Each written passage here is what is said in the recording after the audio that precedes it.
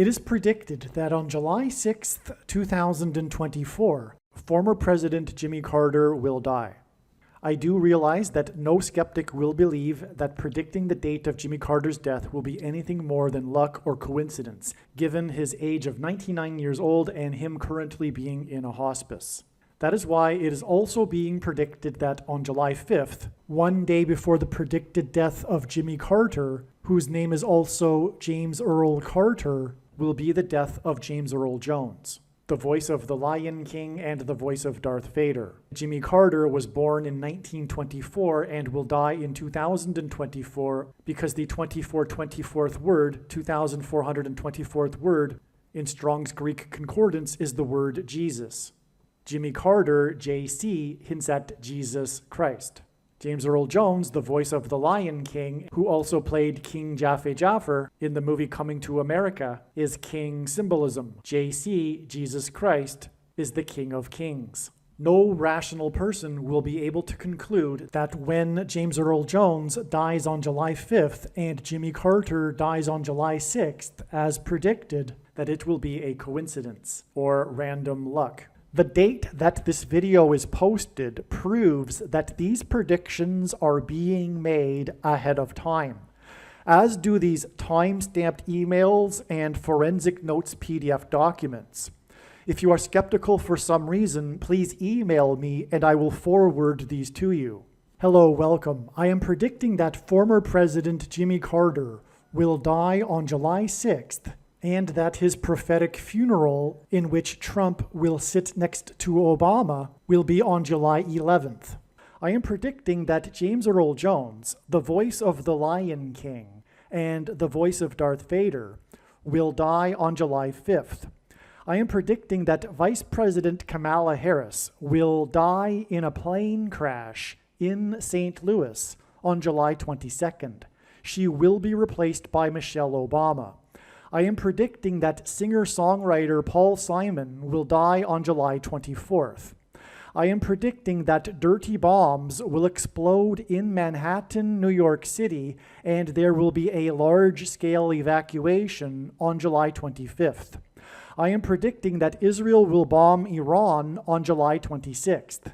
I am predicting that on July 27th, 2024, the key will open the bottomless pit and fallen angels will cross over into the earthly realm. July 27th will be a symbolic beginning to the fifth trumpet judgment that is described in Revelation chapter 9, when the demonic realm collides with the earthly realm. July 27th will be a symbolic beginning to demons pretending to be aliens, and it is probable that on July 27th, Pope Francis will announce that aliens have arrived and have made him the ambassador for the world. This will immediately give Pope Francis, the Antichrist, supreme power over governments of the world. At some point, there will be a massive Mary apparition that will deceive the masses, because all Mary apparitions in history have been demons pretending to be Mary. July 27th will be a symbolic beginning to a zombie pandemic and the masses becoming demonically possessed that will be facilitated through the thing, which is the mark of the Antichrist and 5G frequencies. July 27th will be a symbolic beginning to the coming genocide politicide in America.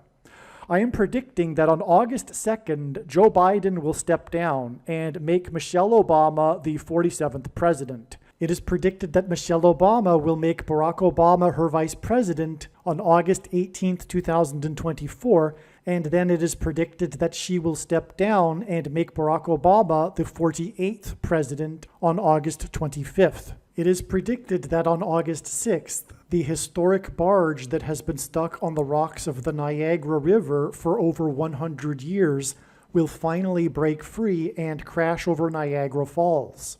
I am predicting that on August 10th, Israel will nuke and completely destroy Damascus, Syria.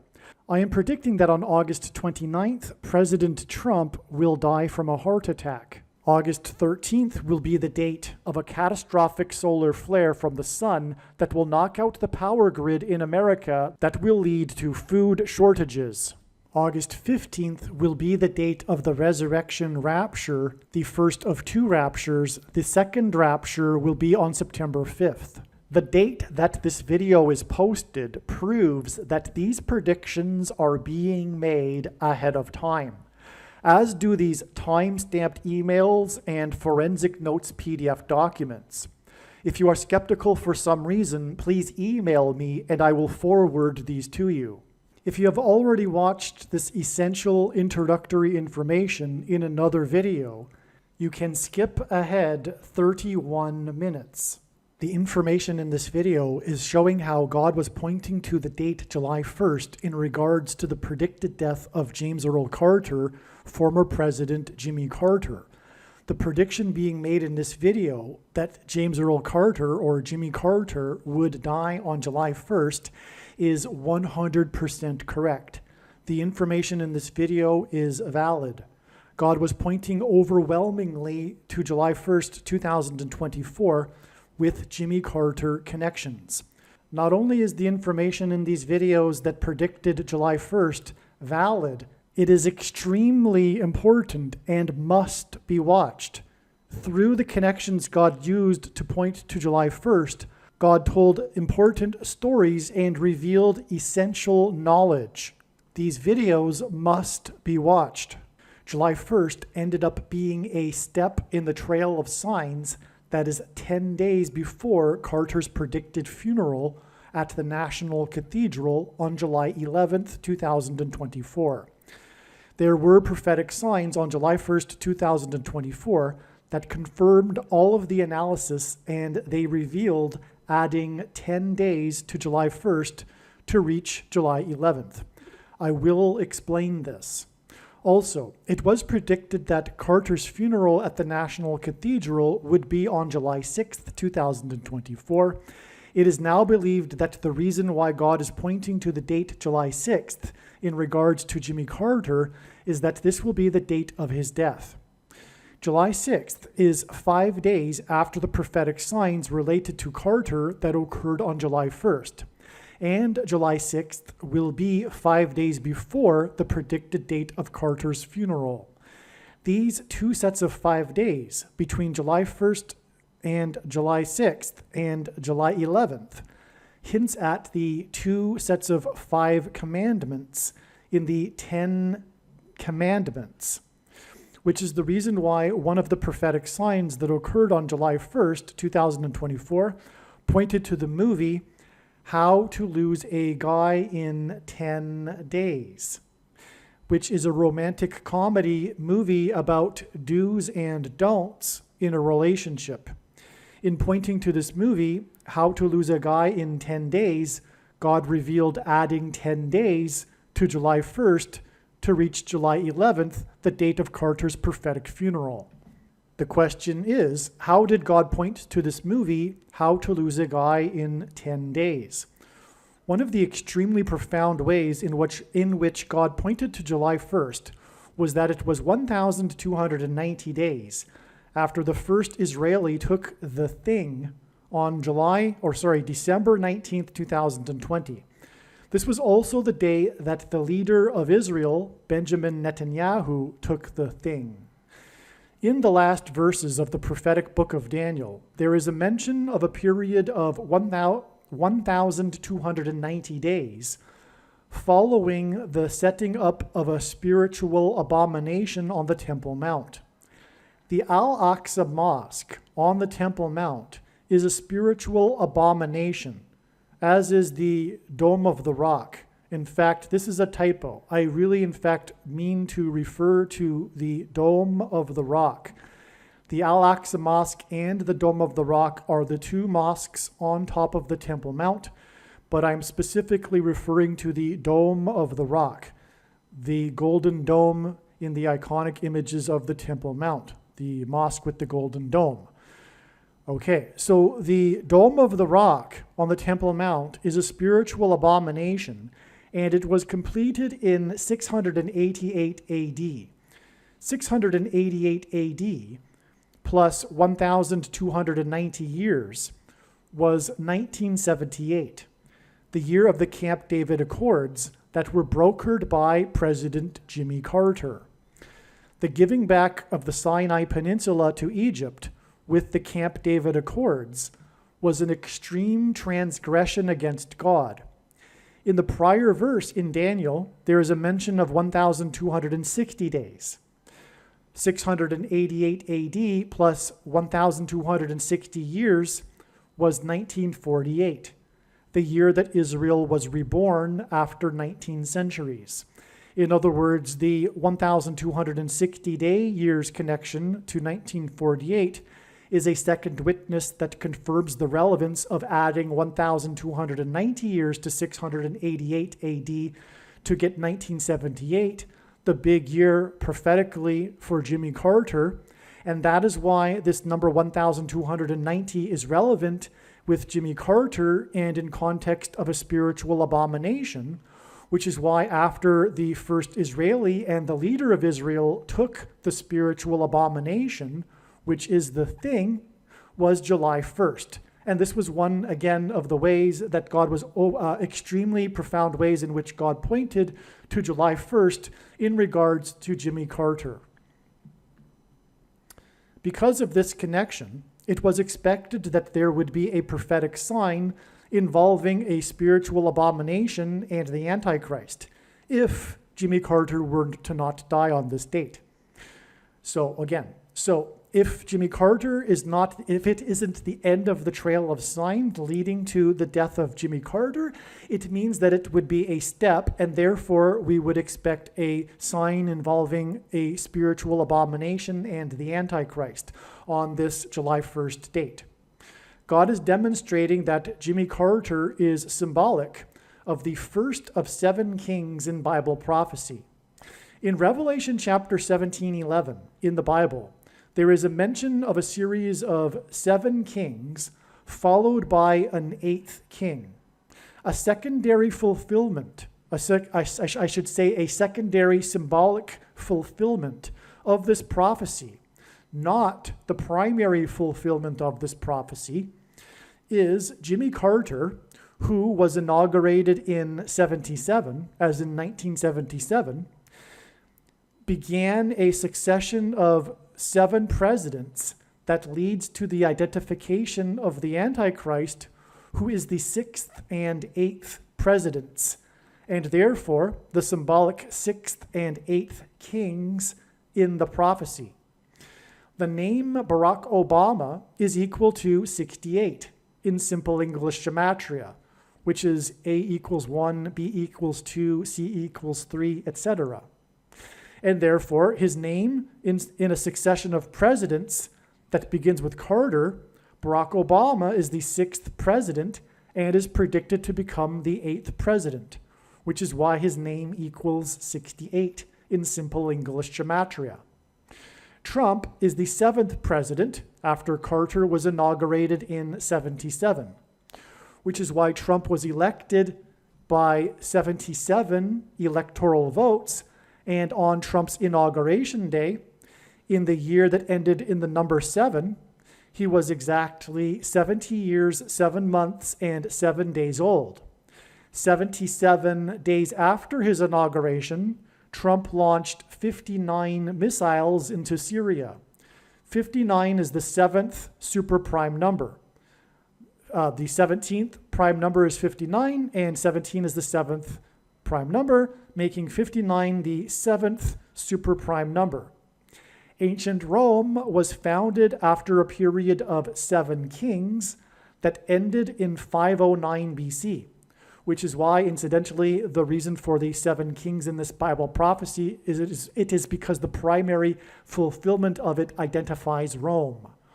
Okay, so in ancient Rome, it is widely known in ancient history, or rather, it is widely known that ancient history tells us that ancient Rome was founded after a period of 7 kings that ended in 509 BC.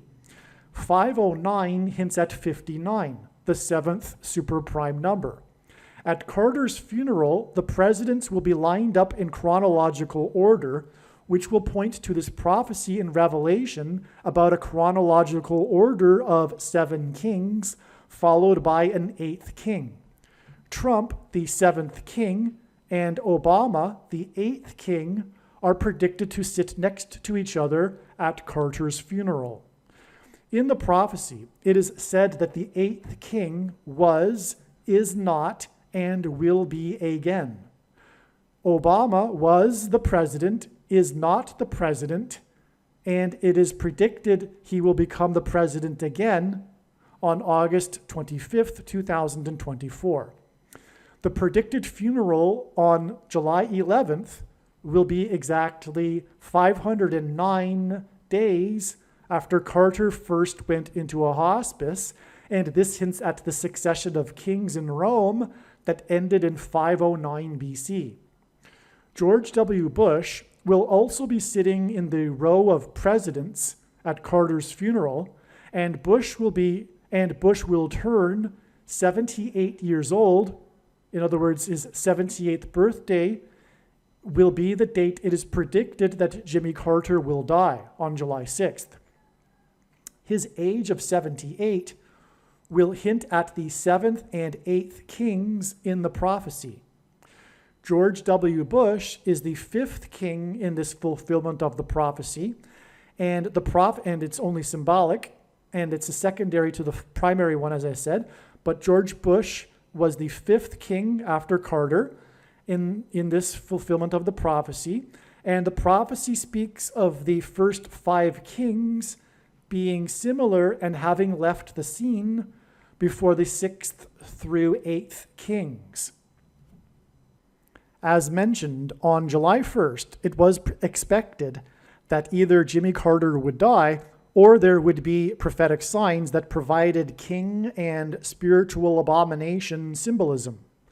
On July 1st, the Supreme Court ruled that the president is entitled to immunity from prosecution for official acts of his duties as president.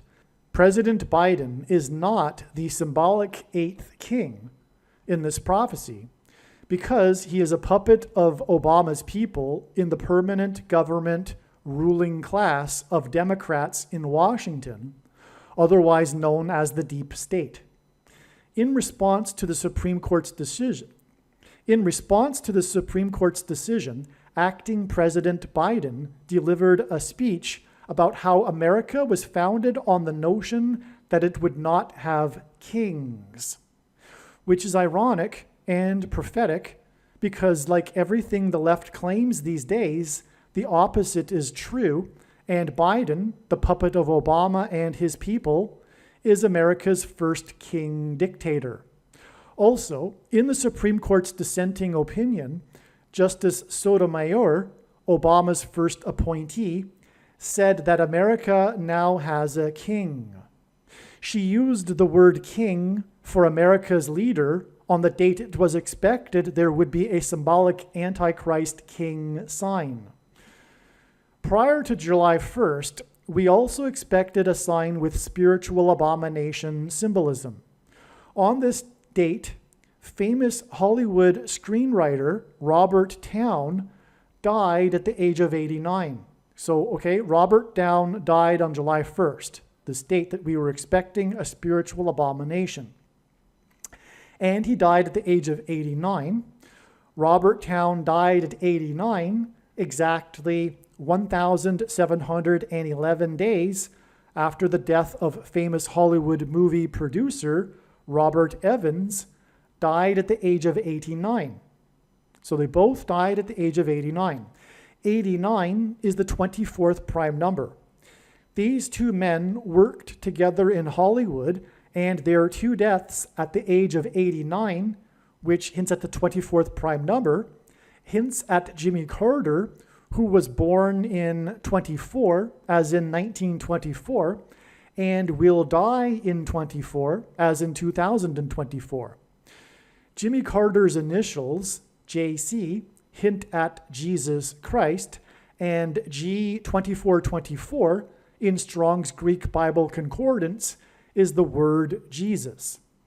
Robert Towne's death on 7/1, July 1st, 7/1, 1,711 days after the death of Robert Evans, hints at the prophecy in Revelation 17:11 about the 7 kings followed by an 8th king.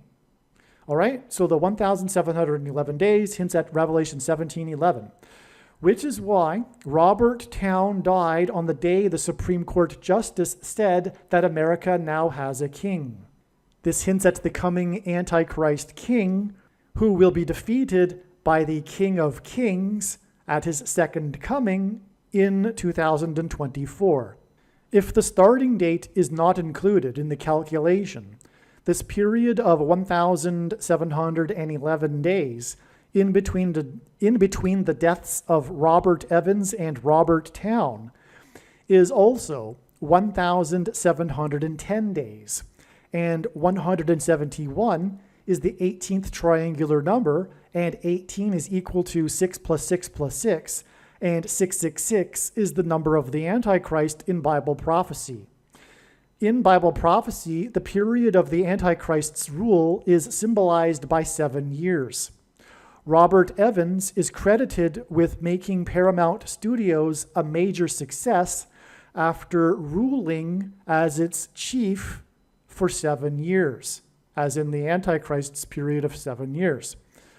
Robert Towne won the Academy Award for Best Screenplay for his movie Chinatown, which Robert Evans produced. The movie starred Jack Nicholson, and during its production, Nicholson learned from a reporter that his deceased sister and mother were in reality his mother and grandmother, which was an eerie coincidence, given that in the movie, which Nicholson was filming at the time of him learning this, Nicholson's character learns the shocking secret that Faye Dunaway's character is both the sister and the mother of another character as a result of incest with her father at the age of 15. The movie was directed by Roman Polanski, who is known for the sexual relationship he had with a 13-year-old girl. Polanski's pregnant wife, Sharon Tate, was murdered by Manson family members. Polanski directed the movie Rosemary's Baby, which Robert Evans also worked on. The horror movie Rosemary's Baby is about a pregnant woman who gives birth to the baby Antichrist. In the movie, the baby has the eyes of his father, Satan, and the baby is an abomination. Robert Evans died exactly 2,620 weeks after the release of Rosemary's Baby, and 262 is the 84th semi-prime number. The name Obama is equal to 84 in Hebrew gematria, and Obama was born, the Antichrist was born, as in Rosemary's Baby's Antichrist birth, on the date 8/4. Therefore, the movie Rosemary's Baby connects to the death of Robert Evans, and his death connects to the death of Robert Towne on the date that it was expected that there would be a prophetic sign involving a spiritual abomination. Robert Evans's last movie that he produced was How to Lose a Guy in 10 Days, which is why it is predicted that Jimmy Carter's prophetic funeral, in which the presidents will be lined up in chronological order, will be 10 days after the death of Robert Towne, which was the same day that the Supreme Court Obama appointee said that America now has a king, as in the Antichrist king, Barack Obama. What is also amazing is that on July 1st, the date that we were expecting a sign involving Jimmy Carter and his death, was the day that the Jimmy Carter Presidential Library announced that for Jimmy Carter's 100th birthday celebration, the library is planning to have a film festival, a movie festival, And the festival will be running from 10 a.m. until 10 p.m., which hints at the movies that I just mentioned, including the movie How to Lose a Guy in 10 Days. In other words, the 100th birthday celebration with a film festival hints at the movie How to Lose a Guy in 10 Days. 100 hints at the number 10. What is also interesting too is that Jimmy Carter set up the Georgia State Film Office after the success of the movie Deliverance during the time that Jimmy Carter was the governor. Georgia went on to become a place where movies are made, and this started when Jimmy Carter was the governor of Georgia. Deliverance hints at the deliverance from the Antichrist of God's faithful through JC, which is why Jimmy Carter's initials, JC, hint at Jesus Christ. Robert Towne got his start in movies through working under Roger Corman. Roger Corman is said to be the Pope of pop cinema, the spiritual godfather of the new Hollywood, and the king of cult. Corman is also known for his Poe cycle of 8 movies.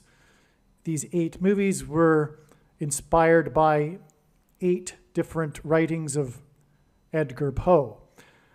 Roger Corman hints at how Pope Francis is the 7th king, and how a revived Roman Empire is the 8th king in the primary fulfillment of this prophecy in Revelation regarding the 5th through 8th kings. This is why Roger Corman died 58 days before it is predicted that Jimmy Carter will die on July 6th, 2024. In the secondary fulfillment of this prophecy, Obama is the 8th king, and 8 movies in the King of Cults Poe cycle also hints at 4+4 and the 44th president. Robert Towne also wrote the screenplay for the Tom Cruise movie Days of Thunder. The name Barak in Hebrew means lightning. In Luke 10:18 in the Bible, Jesus said that he saw Satan falling like lightning from heaven. The name Barack Obama in Hebrew means lightning from heaven. Barak means lightning, Bama means high place, which in the Bible is a metaphor for heaven, as it is said that Lucifer fell from the high place, and O, in the language Jesus would have spoken, Aramaic, is the word from. And so Barack Obama means lightning from heaven. Either Jesus didn't know what he was saying when he said this, or he knew that there would be a famous president named Barack Obama and said this anyway, knowing that it would confuse us, or he was revealing the identity of the Antichrist. Obviously, the latter option is the only one that makes any sense. Days of Thunder was released on June 27, 1990, exactly 34 years and 1 month before what is predicted to be 7 Thunders Day on July 27, 2024. July 27, 2024 will be a symbolic beginning of the 7 thunders of judgment that are mentioned in the book of Revelation.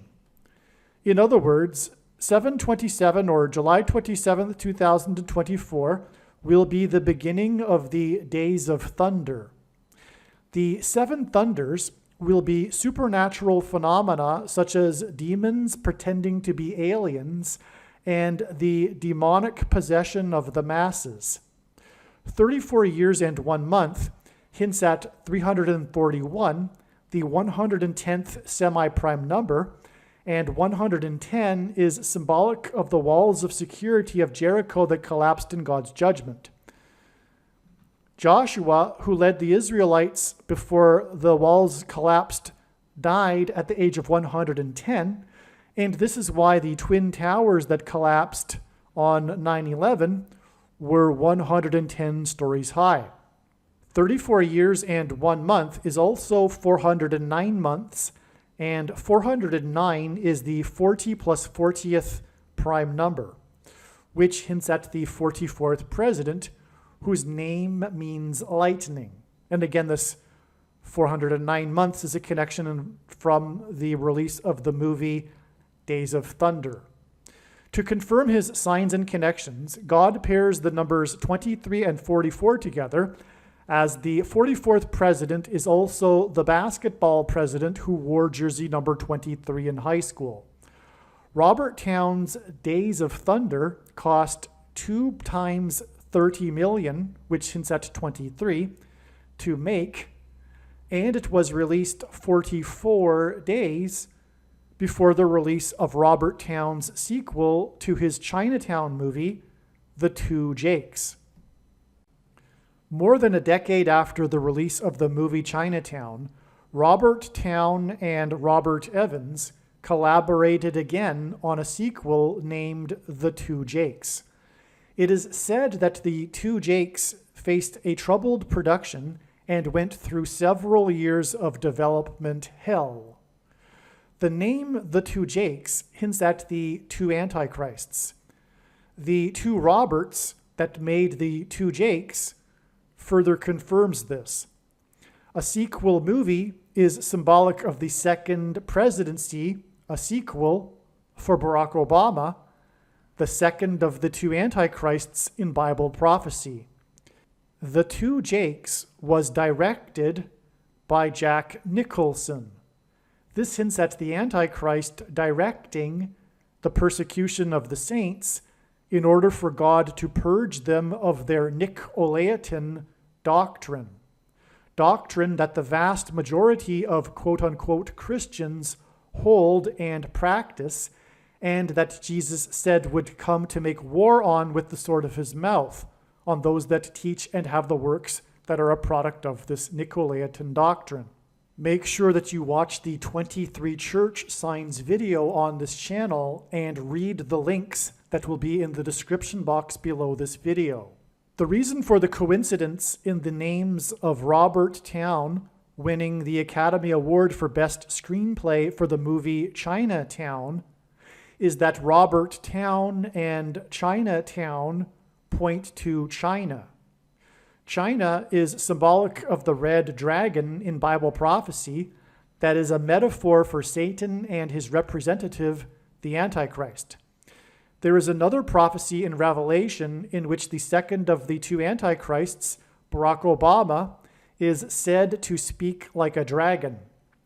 This is because Barack Obama and his allies on the political left constantly speak lies while accusing their opponents of lying and doing the very things that they are doing, which is textbook communist strategy that Barack Obama learned from his days studying radical, subversive, leftist political strategy. The truth is, Barack Obama was a member of the May 19th Communist Organization, which bombed the Capitol building in Washington in 1983. The organization was disbanded in 1985, the year that Obama moved to Chicago to further pursue radical leftist politics. The purpose of this prediction in this video, that is from God, is to prove what I have just said. The reason why the name China is pointed to through Robert Towne and Chinatown is because it hints at the movie The Manchurian Candidate.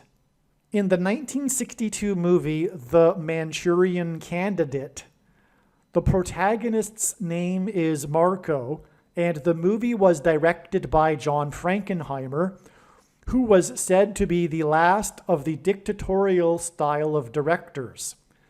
The name Frankenheimer hints at Frankenstein, and he also directed Island of Dr. Moreau, about genetic experiments that create half-human, half-animal creatures. The production of the movie Island of Dr. Moreau is said to have been the most cursed movie ever made, and interesting documentaries have been made about this. The name Marco and Frankenheimer from the Manchurian Candidate hints at the mark of the Antichrist that changes a person's chromosomes, making them an Obama nation, as in abomination. The mark of the Antichrist has inserted snake venom chromosomes into people's chromosomes, which is what is alluded to with the half-human, half-animals in Island of Dr. Moreau. This makes these people an abomination, as in Obama nation. The number 22 is symbolic of the mark of the Antichrist, and Frankenheimer's The Manchurian Candidate cost $2.2 million to make. John Frankenheimer died exactly 22 years before it is predicted that Jimmy Carter will die on July 6, 2024. At Carter's funeral, Joe Biden will sit in the row of presidents, followed by Trump and Obama. Biden and his brain dementia is symbolic of the character in the Manchurian Candidate that is brainwashed by communist operatives within the US government and who isn't fully aware of what he is doing. Obama is symbolic of the communist Manchurian Candidate in the movie The Manchurian Candidate, who is waiting for the death of someone in order to gain the president's office and usher in an authoritarian regime in the US. This awaited death will be the predicted death of Kamala Harris in a plane crash on July 22nd, 2024, which will be 4 times 4 days, which hints at the 44th president, after the predicted death of Jimmy Carter.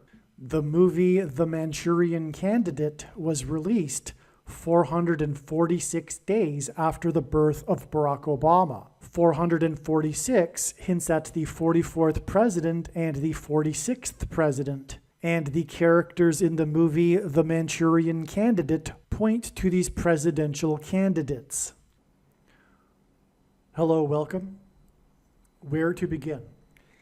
For many months now, this channel has been speaking about the date August 13th regarding what God is pointing to as being the date of the solar flare, the catastrophic solar flare that will ultimately send a coronal mass ejection towards Earth that will knock out America's power grid. God has overwhelmingly pointed to this. Words cannot describe how amazing the information is with the multitudes of connections from his big picture of signs that is only being explained on this channel. And that said, at the same time, God has been also overwhelmingly with the most beautiful imaginable connections to this same date, August 13th, as being the date for the first fruits rapture. What do I mean by first fruits? There will be 2 raptures, the harvest of the first fruits and the harvest of the wheat, for those that know what I'm talking about. And the second of the 2 raptures will be on September 5th. And so God has overwhelmingly pointed to August 13th for this as well. But I know God and how he has put together his big picture of signs well enough by now to know that that doesn't necessarily mean that it is the date of the rapture. It is so hard to imagine how God would do this, but I know him now and I know how he works. It seems like, as one friend put it way back in early 2018, overkill, when he pointed to a particular date. In fact, it was the spring equinox. He pointed to that in an overwhelming way, and after we only received a relevant and prophetic sign, we thought it was overkill. But that's because we didn't at that time appreciate that this is how God works.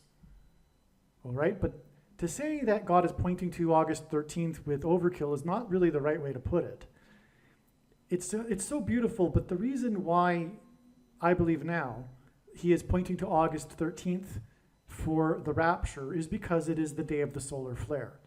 It isn't the date of the rapture because the rapture will be on August 15th. Well, actually, to be more precise, I believe it is very likely, in fact, I do believe that it's overwhelming, the evidence, that the rapture will occur on the 15th Israel time and on the 14th US time. All right, so August 14th is in fact the date of the rapture for those in the US. And I believe it will be approximately at midnight, hence the midnight cry in Matthew 25.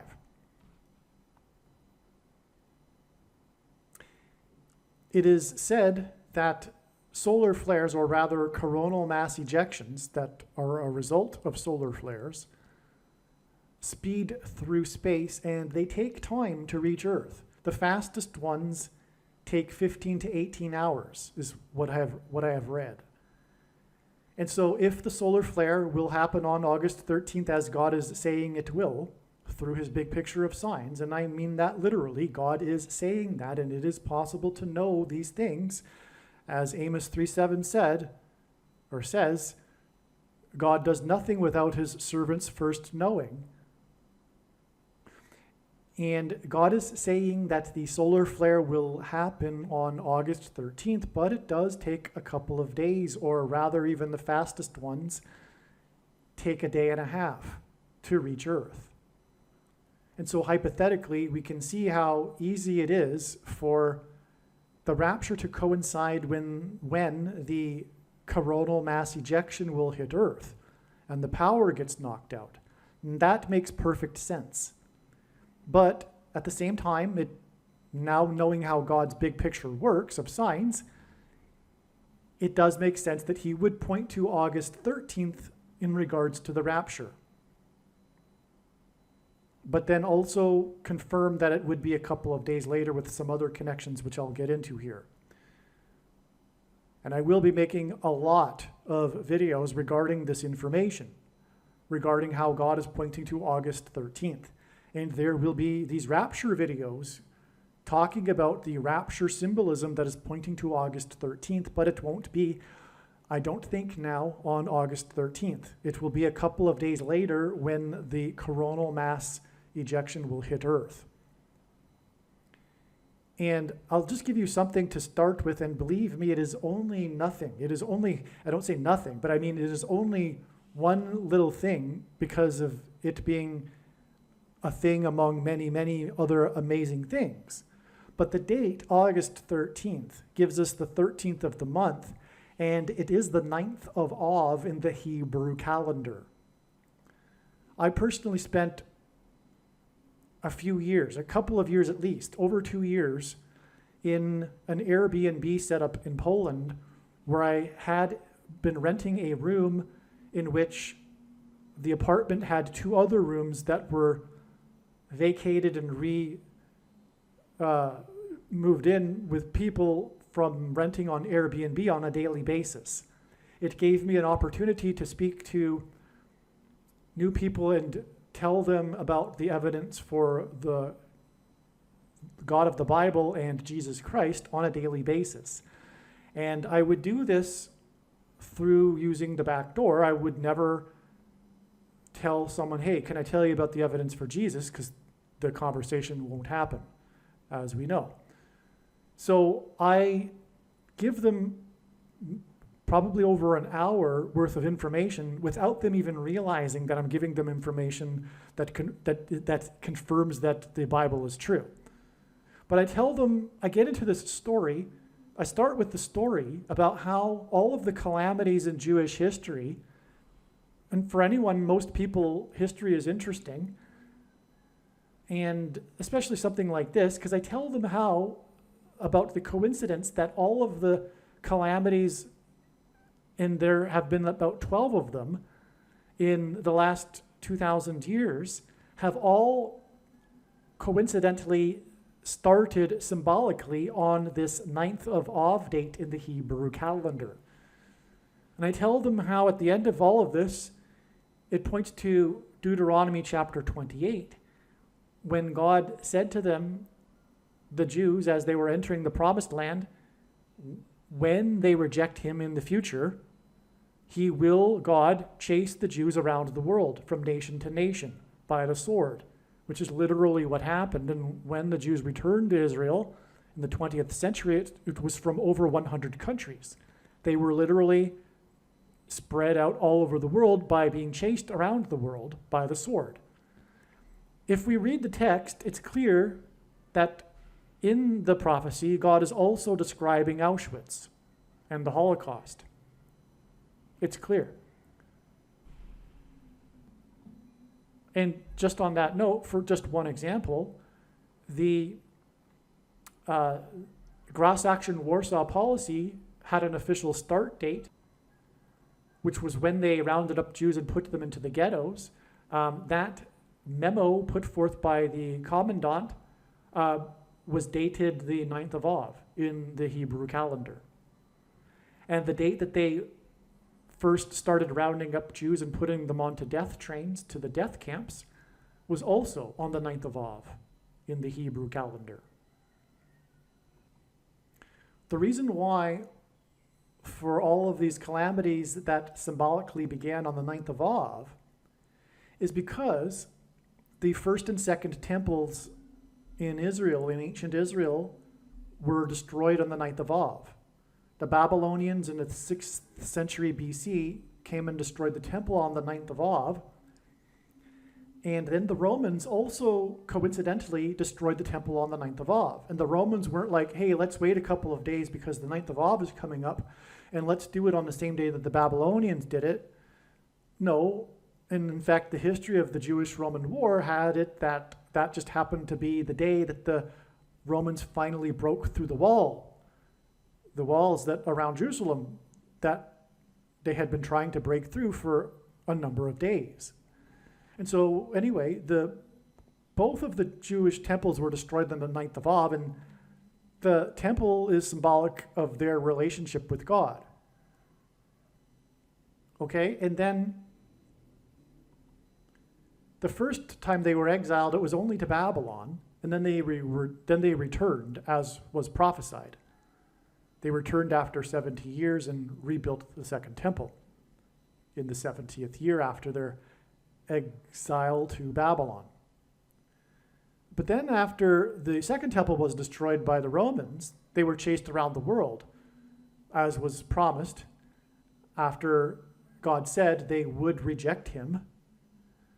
And so this brings the question, well, how did the Jews reject God in the first century prior to the destruction of the second temple in 70 AD by the Romans?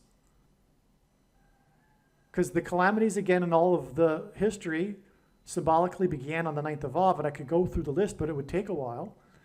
And that's because of the first and second temples. And so they were chased around the world after the second temple was destroyed. Well, the question is, again, how did the Jews reject God in the first century AD, just prior to the destruction of the second temple? And the answer is by rejecting God, Jesus.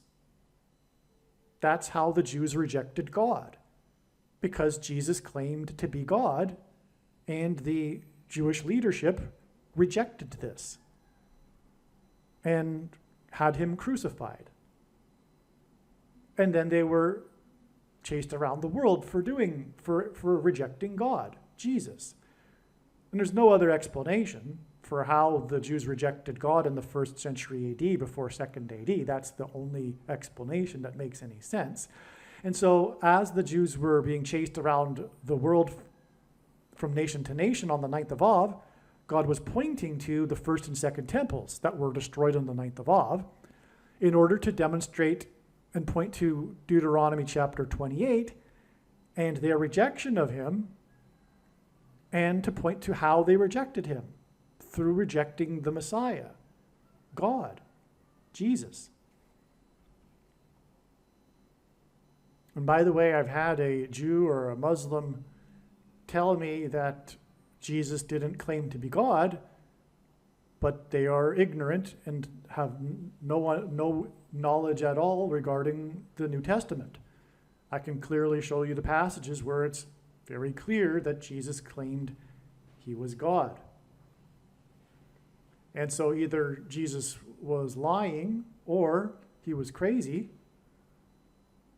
but no one believes that. Even the atheists say that Jesus was a good person and had wise teachings, so he wasn't a liar or crazy, so obviously he was telling the truth.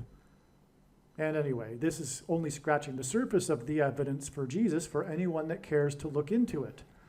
And that gets us to the purpose of life. It is a test to see who actually cares enough to look into the evidence. And why is that a test? Why is that a relevant test? Because it demonstrates the person's interest in righteousness. Because Jesus claimed to be God and claimed to have died in order for that sin could be atoned for, and so that man could be reunited with God. And so that's why it is said that believing is deemed worthy of being deemed righteous. As it is said in the Bible, Abraham was deemed righteous for having faith and trusting God. And so that's why it is a test.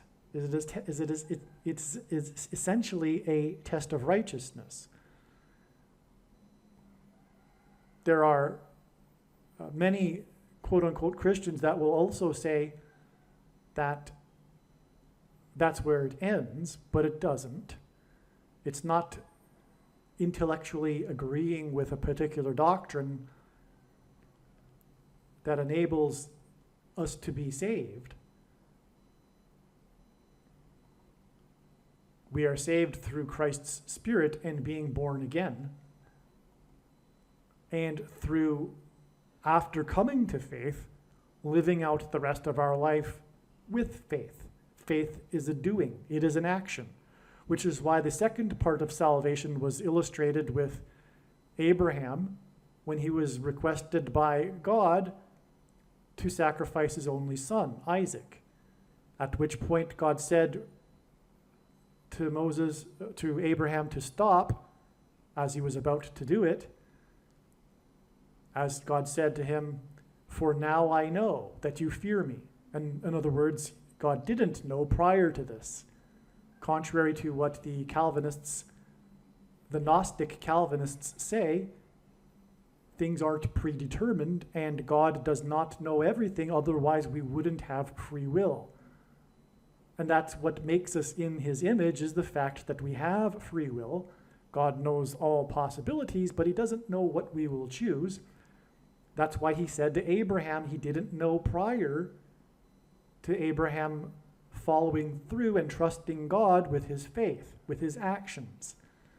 And so demonstrating our faith like Abraham typically involves risk and sacrifice, which is the purpose of the end times period and the test of faith through the Antichrist for Christians that haven't already yet demonstrated their faith through action that involves risk and sacrifice. And we are called to sacrifice our lives, which most quote-unquote Christians have not done yet. They haven't laid down their life and gone into the ground like a kernel and died, like Jesus said, in order to then grow fruit. Being born again implies a death of the self, but in a literal sense, it's not just something that you say. It's not just something you intellectually agree with. Now, I just want to take a couple of minutes to just quickly explain a couple of things here in this video as to how it was first came about, how this discovery is of August 14th and 15th, confirmed how it was first inspired and then confirmed, and how it involves the death of Jimmy Carter, the predicted death of Jimmy Carter tomorrow, July 1st. Today is June 30th. This video will be posted on June 30th. You will be able to see this in the post date for this video. However, there are many other videos that were made and posted many days ago regarding the predicted death of Jimmy Carter on July 1st. So July 1st will be 1,290 days after the first thing, which is the mark of the Antichrist, was given to someone in Israel. Okay? So God has used the first day, the date on which the first American took the thing, okay, which was December 14th, 2020. This date is so very, very important in God's true big picture of signs, patterns, and connections, which is only being explained on this channel. I'll give you one example. The two eclipses, the paths of totality of them, the one in 2017 and the one in 2024, which crossed over each other in the middle of the country and engendered an X over the nation, have point to the dates of these eclipses point to the middle date, which was December 14th, 2020. And this is relevant because X's are a product of two straight lines intersecting each other at their midpoints. Okay, so an X in itself hints at the midpoint. And so the midpoint date of the two eclipses that engendered an X is December 14th. An X is symbolic of the mark of the Antichrist, because the inverse of the mark of the Antichrist, described in Ezekiel chapter 9, would have been a Tav letter, a Tav mark, and in ancient Hebrew, the Tav letter was an X. God has confirmed this in so many ways in his signs that X's are symbolic of the mark of the Antichrist. But another main reason why the mark of the Antichrist is symbolized by an X is because an X resembles chromosomes. And it is a person's chromosomes that are changed after they have taken the mark of the Antichrist. Which is why and what makes it a spiritual abomination. A person's chromosomes are sacred. It's like God warning to not change the Bible in the book of Revelation. God warns to not change a single word in the book of Revelation. It's the same thing. You cannot change a single thing in God's design of his chromosomes for people without it becoming a spiritual abomination. And if we read the text properly, Genesis chapter 6 tells us that the flood judgment and destruction and the wiping out of humanity occurred after they had corrupted their chromosomes. So it all is full circle, actually. The protruding amino acid chain, if you think about it, you know what I'm talking about. I'm just using my words carefully. The protruding amino acid chain that is in the thing that people put inside themselves to combat the CVD disease, the protruding amino acid chain is in truth snake venom. There has been research done on the use of snake venom in medicine for many decades now, and this is what the protruding amino acid chain is, and that is what is in the thing. And this thing has it that this snake venom is inserted into a person's chromosomes, and the snake is the big symbol of evil in the Bible and the symbol of Satan. And so that's why Satan has his mark in people who have taken the mark of the Antichrist. And make no mistake, the thing is the mark of the Antichrist in its current form. It does not need an additional something to go with it, nor does it need an additional form of false religious worship to go with it to make it the mark of the Antichrist, nor does it need a supposed new age of dispensation after supposedly all quote-unquote Christians will be raptured. In fact, one of the main reasons why most quote-unquote Christians have already taken the mark of the Antichrist is that it is judgment for this doctrine that Jesus said he hates. It is the Nicolaitan doctrine of our day that Jesus said he hates in the book of Revelation and is coming to make war with the sword of his mouth on those that teach and have the works that are a product of this Nicolaitan doctrine, which is the doctrine that talks about the dispensation of grace supposedly ending, and then what is written to the seven churches only applying to those that are left behind, etc. Obviously, that is ridiculous because those letters were written to the churches in Asia Minor, but the people that follow the Nicolaitan doctrine simply believe what they want to believe. They do not want to believe what is the Bible clearly saying, and this is just one example. They don't want to believe that what is written to the seven churches applies to them, for example. And so, God hates this. Anyway, in Bible prophecy, a period of 1,290 days is in context of what is described as being an abomination. All right? There is a passage in Daniel chapter 12 that speaks about the setting up of the abomination, and what I am speaking of isn't the literal application for that, but that's how God's true big picture of signs, patterns, and connections works. It's simply symbolism in this context that I'm describing, but nonetheless, 1,290 days appears in context of what, in the same sentence as what is an abomination. And it is an end times thing, this abomination that's being talked about. I won't talk about what it is really talking about literally. We're just talking about this particular connection.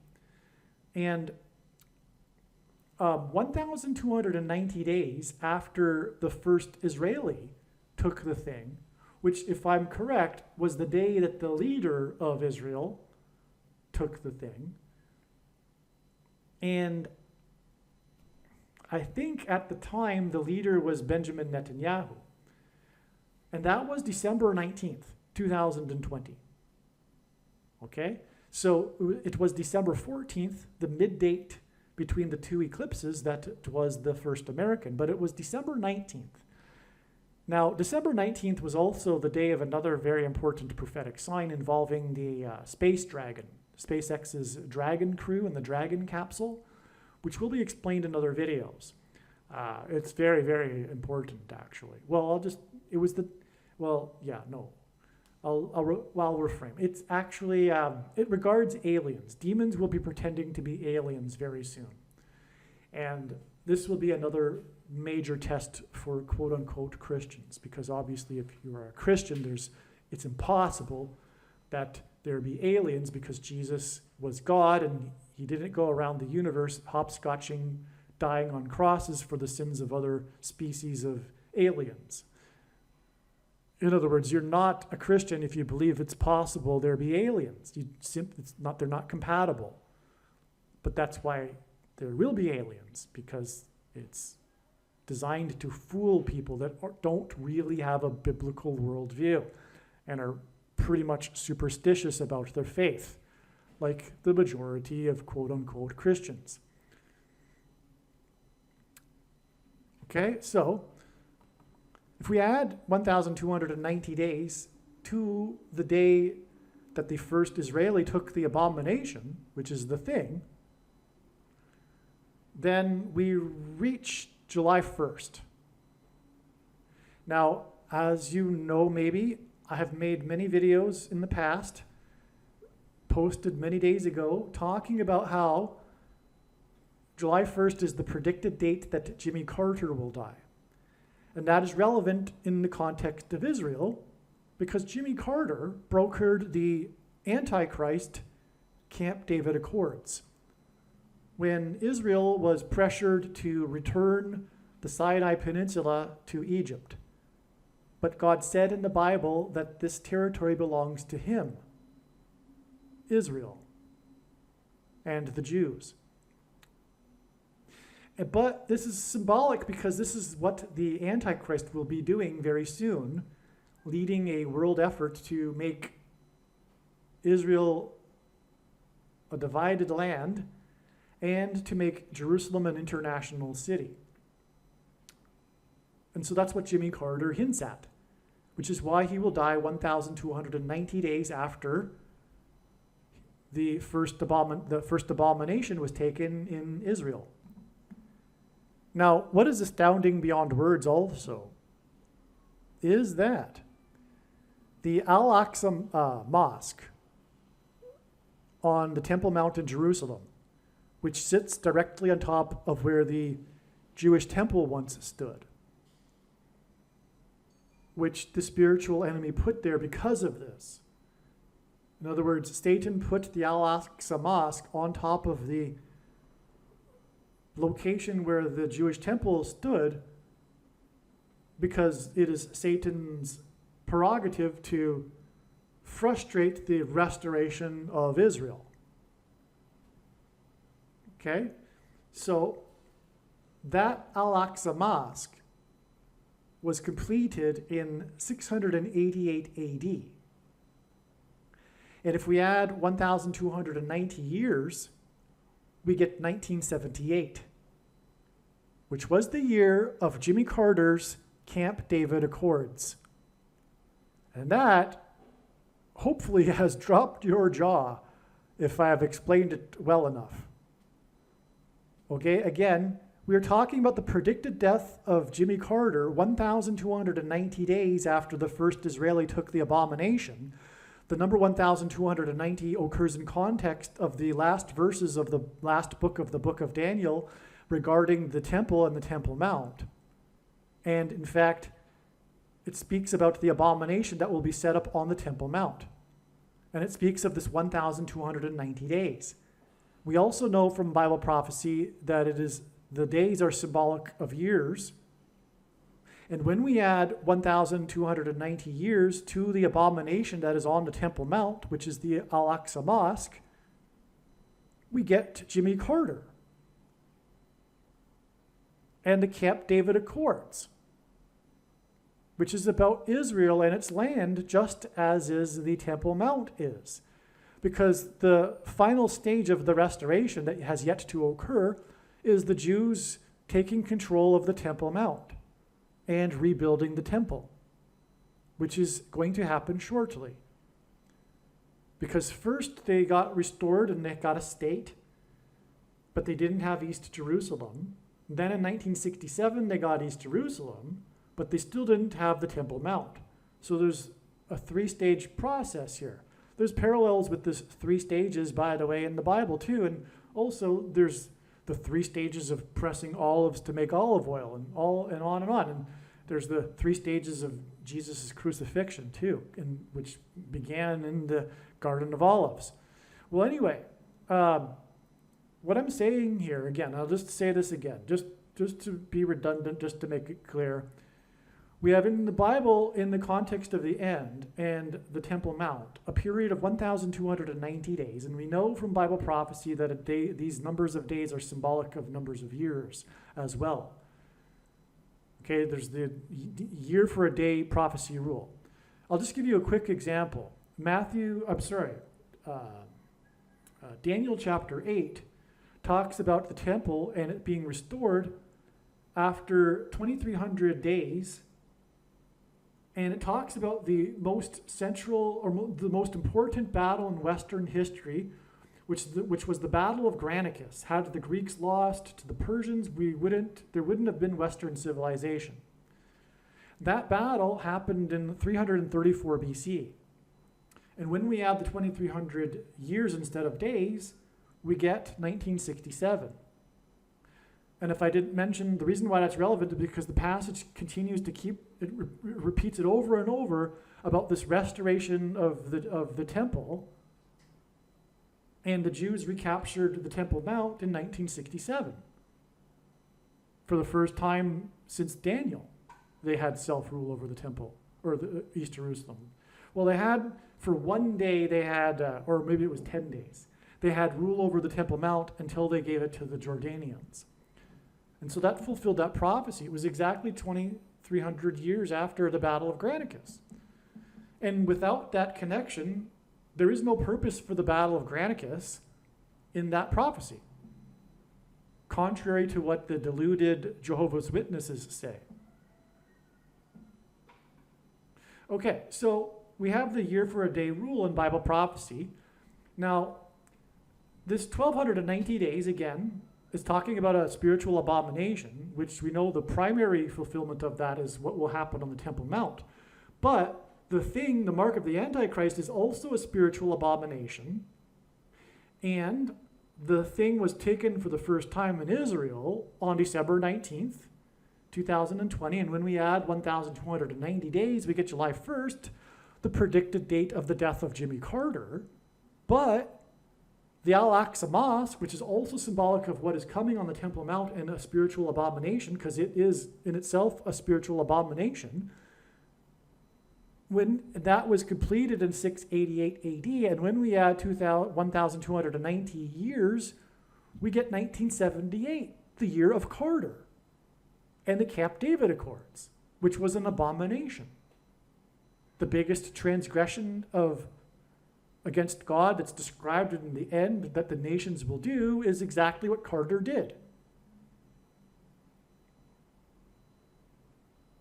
This dividing of God's land and giving the land back in the name of peace. But there is no peace with the spiritual enemy. You can't make peace with Satan. And that is the spiritual force behind Islam, obviously.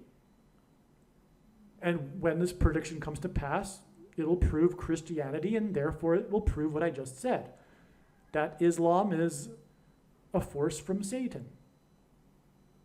And that's why you can't make peace with it.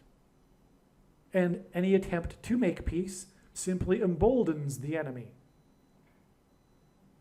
because they will never stop. Their goal, the goal of Islam, is to destroy God's people, which includes Israel. For anyone new to all of this and perhaps was confused about the conflict in the Middle East, well, there's a reason why you're confused, or there's a reason why you had the wrong beliefs, is because the only way this conflict can be properly understood, like anything in the world, is through a spiritual perspective. As it says in the Bible, the beginning of wisdom is the fear of God, the God of the Bible. And you can't understand this conflict without understanding it from the spiritual perspective. No matter how hard you try, you need to understand what is really going on. And what is really going on is what I just described. And that's why Jimmy Carter was not a man of God. I'm not saying he is not going to make the kingdom. I don't know. But I will say that in God's signs, he is symbolism for the spiritual enemy. And his brand of Christianity in God's signs is not true Christianity. In other words, he was in a way a deceiver, which is why the Democrat Party nominated him, by the way, this obscure governor from nowhere that became the president overnight, it's because they thought it would be a good idea to get this lefty guy that basically has the same values as the secular leftists, but presents himself as a Christian from the South, and so, well, this would be a good image. He's going to get some votes for us that we wouldn't be able to otherwise get, was their thinking. So let's nominate Jimmy Carter, because he has our values, but he's a Christian from the South, it'll fool some people. So that's Jimmy Carter. He symbolizes deception, like Satan, the liar, the king of lies. And that's why Jimmy Carter did what he did with the Camp David Accords. He, at the very least, he didn't understand God's plan and Bible prophecy, like many Christians today, by the way. Speaking of the Jehovah's Witnesses, just for example, they have what's called replacement theology. They believe that the church replaced the Jews in the prophecy, but God doesn't change his mind like that. What God writes is the way it is. He didn't change his mind after the prophecies were written and the church has replaced the Jews in end times prophecy. That's so out there. But prior to the 20th century, you could be forgiven for believing such a thing because it had been 19 centuries since there had been an Israel. But since Israel has been destroyed, someone that still believes in replacement theology has a serious problem with regards to thinking for themselves and not going along with, anyway, like something like a cult, like leadership, like the Jehovah's Witness organization. 79 times in the New Testament, the word Israel is used, and not once does it refer to the church. All right. Now, getting back to what I was saying, and to finish this up here, the 12th chapter of Daniel lists 3 periods of time. The second one is the 1290. And by the way, when we add the first of the three, which is 1260, if we add 1260 years to 688 AD, we get 1948, which is the year of the rebirth of Israel. And so you can't get as clear as day 1948 in the Hebrew Old Testament, written over 2,000 years ago. You can't get the year of the rebirth of Israel and it be an accident. All right? Again, it's clear. For someone who's not Christian, has never opened the Bible, you can open it and go to Daniel chapter 12. And it talks about the end. The title of the chapter is The Times of the End or something to that effect. And it's this last chapter of the very prophetic book of Daniel, and it talks about the end. And it talks about this spiritual abomination that will be set up on the Temple Mount. It's talking about the end, right? And anyway, it talks about a period of 1,260 days, okay? But as I said and explained, there's this day for a year rule in Bible prophecy.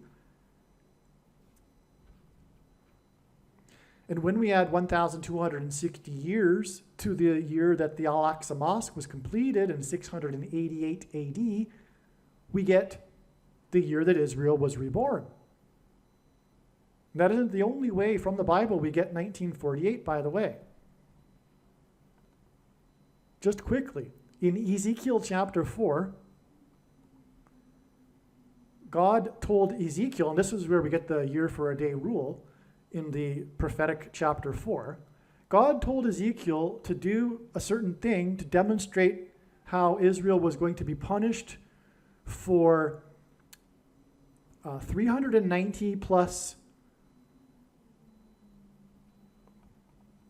40 days, okay? And God told him that this would be symbolic of 390 years plus 40 years, for a total of 430 years.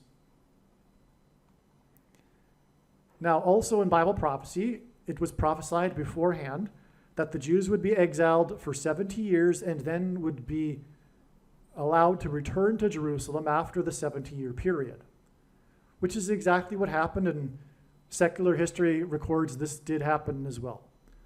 After 70 years, literally, exactly. Okay? So the Jews came back after 70 years, which means that 430 years subtract 70 years leaves us with 360 years. So 360 years was remaining of the punishment.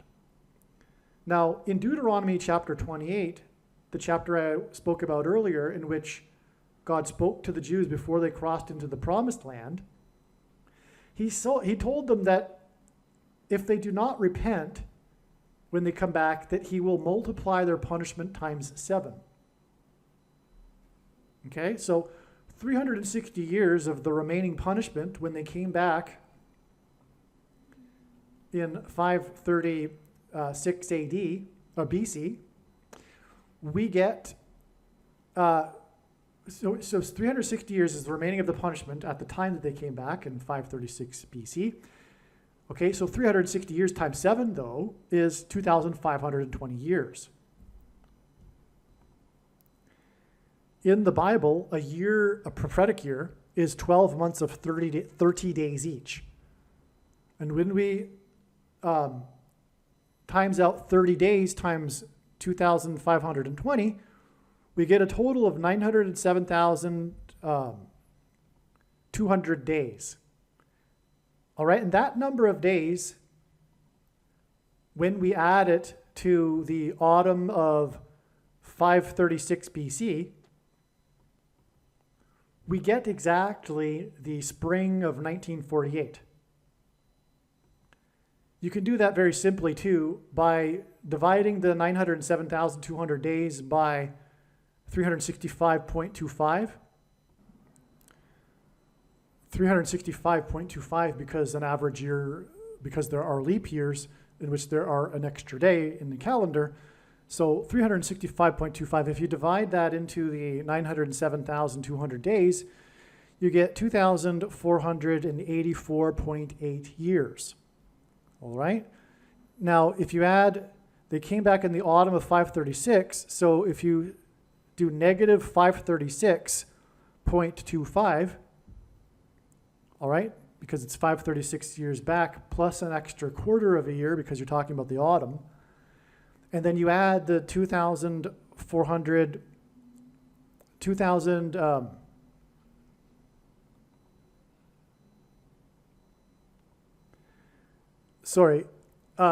the autumn of 536, if you were to do it into a math equation, would make it negative 537.25.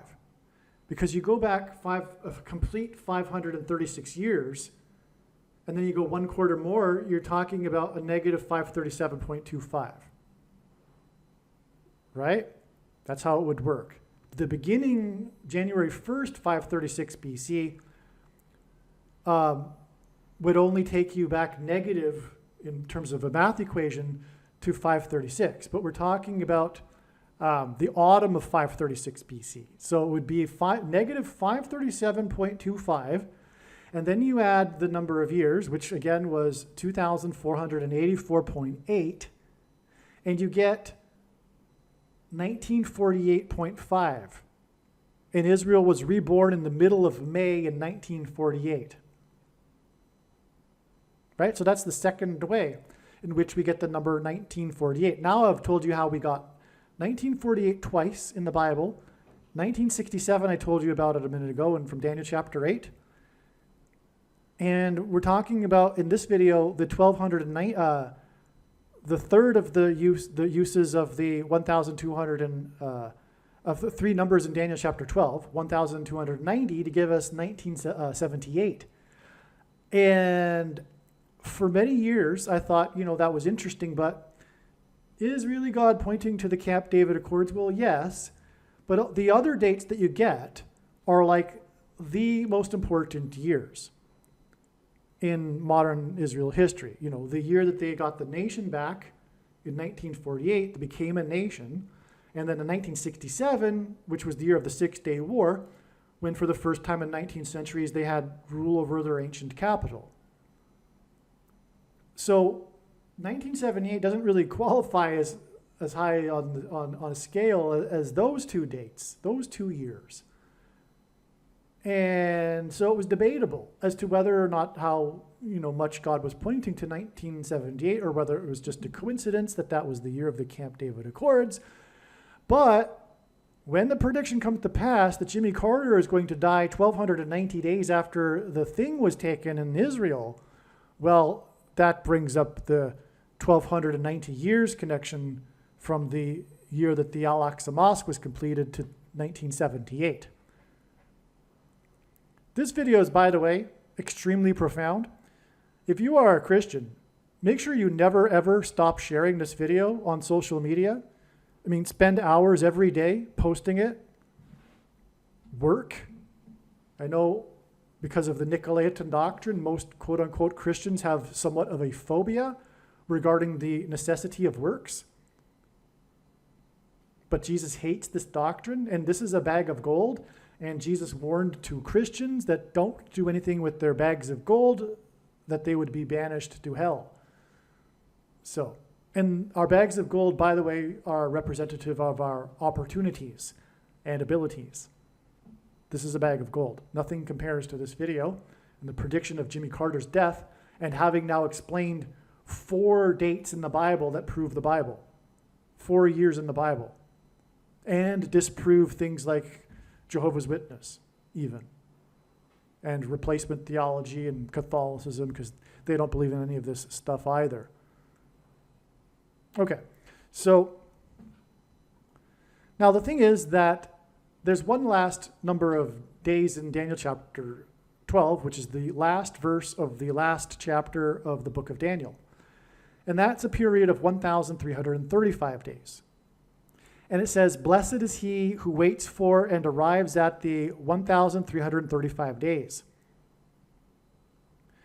It's speaking about the resurrection rapture. And now we have the fulfillment of it. Now we know what the 1,335 days is beginning from. It's the date on which the first thing, the abomination, was taken in Israel. And when we add 1,335 days to that date, December 19th, 2020, we get August 15th. Now, I believe that the rapture will occur in the AM on the 15th and on the 14th in the US. Now, one reason for why I believe that'll be the case is God is using Trump, his trumpet that he has been using to trumpet and highlight his prophetic signs, who was born on a Sabbath day, a Saturday, when in synagogues around the world, the portion of the Torah that was read on that day, because they read a different portion for every Saturday of the year, was the portion from the book of Numbers about God commanding the making of the trumpet. And that was the day that Trump was made. It was exactly 23 months before Israel was reborn. The Antichrist is Numbers 23. 2 divided by 3 is 0.666. The basketball president wore jersey 23 in high school. And anyway,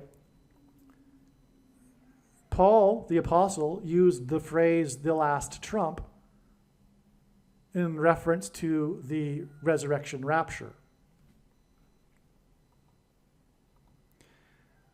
President Trump was born on the 14th of the month in June in 1946. This will be 78 years and 2 months exactly to August 14th. All right, 2024, the day of the rapture in the US time zone. And 78 years and 2 months hints at the 782nd word in Strong's Greek Concordance, which is the word that means to greet. Okay, it means to greet. And this is because God's people will be greeting the Lord in the air at this second coming event. and then will forever be with the Lord. It'll be a massive greeting, the rapture and resurrection. And so that's why the significance of greet in terms of the rapture and why it would come from Trump and his birth date. Now, speaking of greeting in the air, in God's signs, Jupiter is symbolic of Christ, the king planet. But it is also symbolic of the body of Christ. Now, it has been known since 2017 that August 14th and 13th, actually, and I'll explain why the 13th. Well, I'll mention it already. It's the 9th of Av in the Hebrew calendar, which was the day that the Second Temple was destroyed, as I was explaining. But the Second Temple, as it says in history, in historic texts, burned into the 10th of Av as well. And so the 9th of Av is the 13th, the predicted date of the solar flare, which will hit later, I believe, late on the 14th and early on the 15th, depending on what time zone you are in. And anyway, the reason this sign in the night sky, in Genesis 1:14, God said that the lights in the sky are for prophetic signs. This sign in the night sky has been known to be the Revelation 15 sign since 2017. Since 2017, it was known that this would be the fulfillment in the night sky of what is described in the first verse of Revelation chapter 15, which speaks of a sign in heaven. There is another sign in the night sky that's described in Revelation chapter 12 that was fulfilled on September 23rd, 2017. It was the rapture sign, the once in a human history fulfillment, alignment of the stars in the sky, all right, the planets, and that's explained in other videos, and this is the Revelation 15 sign. And one reason it is known, or was known since this time, is that it occurs on the 9th of Av. But the 9th of Av technically begins on the 12th at sunset and goes to the 13th at sunset. And so the 14th and 15th aren't the 9th of Av. This was another reason why I originally thought that the rapture would be on August 13th, because it just seemed logical that it would be on this date, on a significant Hebrew calendar date. But, like I'm saying, it is the day for the fire. Speaking of the burning of the temple that burned into the 10th, we are talking about fire from the sun that's coming. Okay? That's why the sign is the conjunction with Mars, because Mars is symbolic of war. In ancient astrology, it's symbolic of war and blood. It's the red planet. And this is meaningful. I know, yes, it was ancient astrology, and God isn't into astrology. Are you sure? Do you know what you're talking about? God said that the lights in the sky are for prophetic signs. They symbolize things, and why can't God use the symbolism of the ancients to portray what he wants to in the night sky, especially the ancient Jews? Because the ancient Jews definitely observed the night sky. In fact, the wise men that were able to recognize the Star of Bethlehem while everyone else didn't know what they were talking about, as described in Matthew chapter 2, is because they were students of studying God's signs in the night sky through the symbolism contained in the night sky. And part of that, a big part of the star, what was the Star of Bethlehem, which we now know what it was Jupiter, being symbolic of the king planet, and its retrograde around Regulus, the king star in the king constellation, Leo. Well, anyway, here we have Jupiter conjoining with, and also part of the Star of Bethlehem was its conjunction, the closest, brightest conjunction ever in history of it with Venus, which in the Bible Jesus said represents him. Are you sure God doesn't use astrology? Okay, is this even astrology, or is it watching for the Lord's signs in the night sky? So this conjunction between Jupiter and Mars is this sign, but what makes it the sign is that it occurs exactly in the middle of the two horns of the constellation Taurus. And in ancient astrology, Taurus was symbolic of the coming judge. And Jesus is returning not as a nice guy, but as the judge. That's why and he's coming to make war with the sword of his mouth, as I mentioned earlier.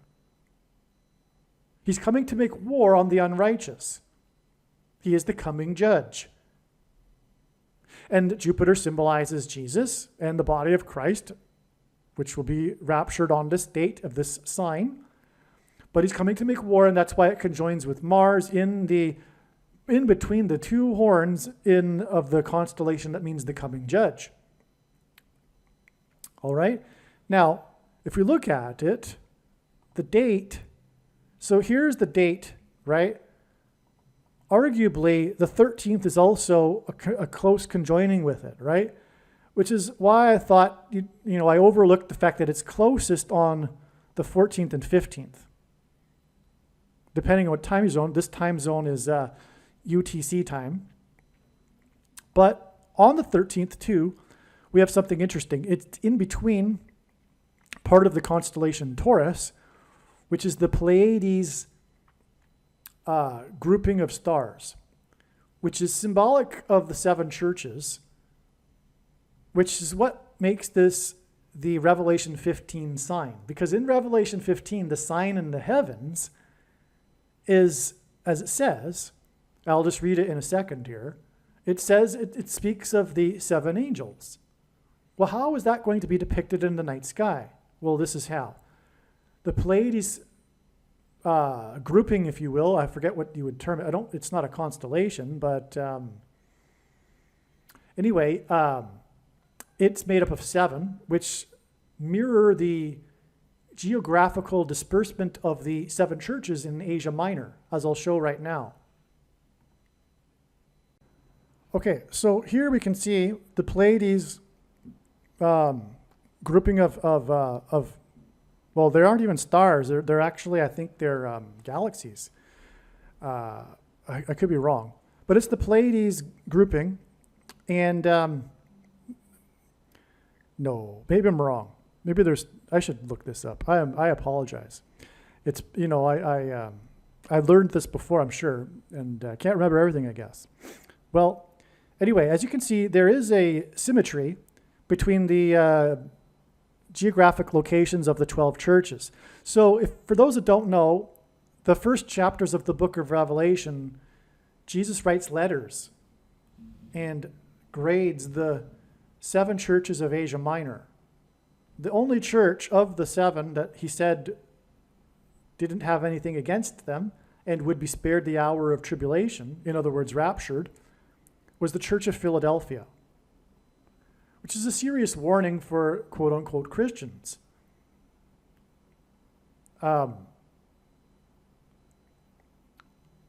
Saying that they're not quite up to par here and that they're not going to make the escape from the tribulation.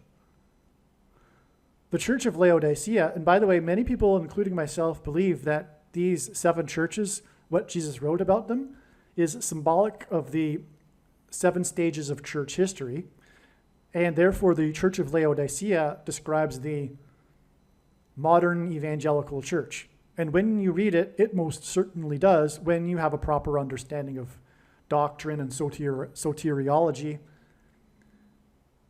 and you understand what the Nicolaitan doctrine of our day is that's producing the bad fruit on the bad tree.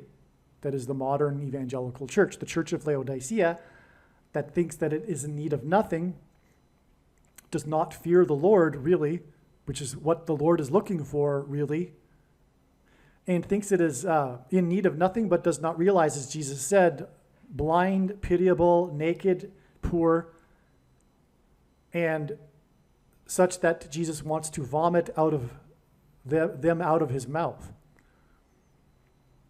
But Jesus, as Jesus said to this church, he reproves whom he loves, which will be the purpose of the tribulation, reproving them.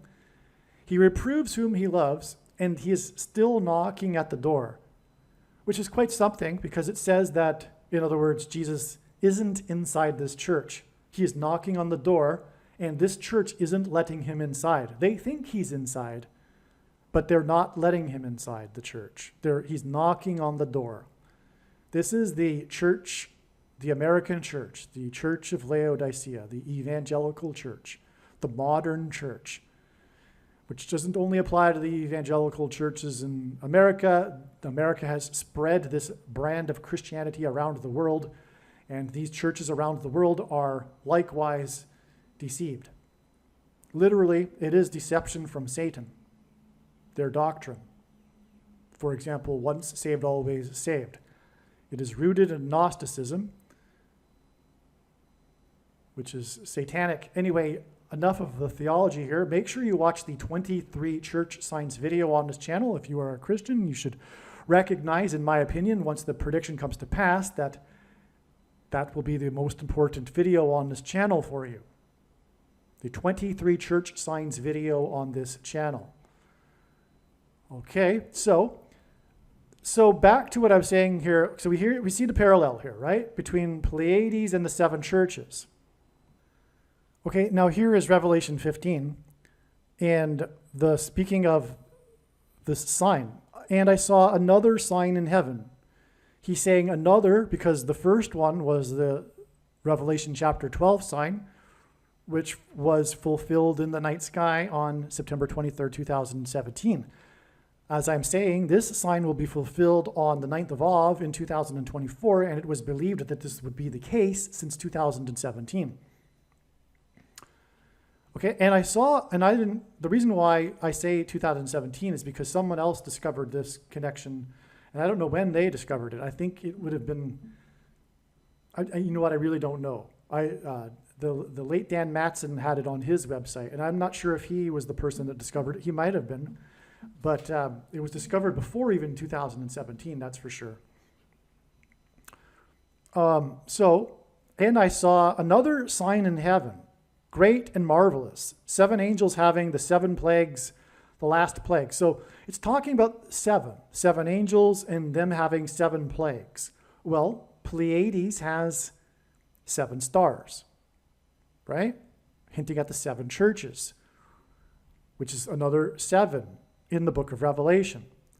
Well, it says that these 7 angels have the last 7 plagues. But then it talks later in this chapter about how these plagues are administered.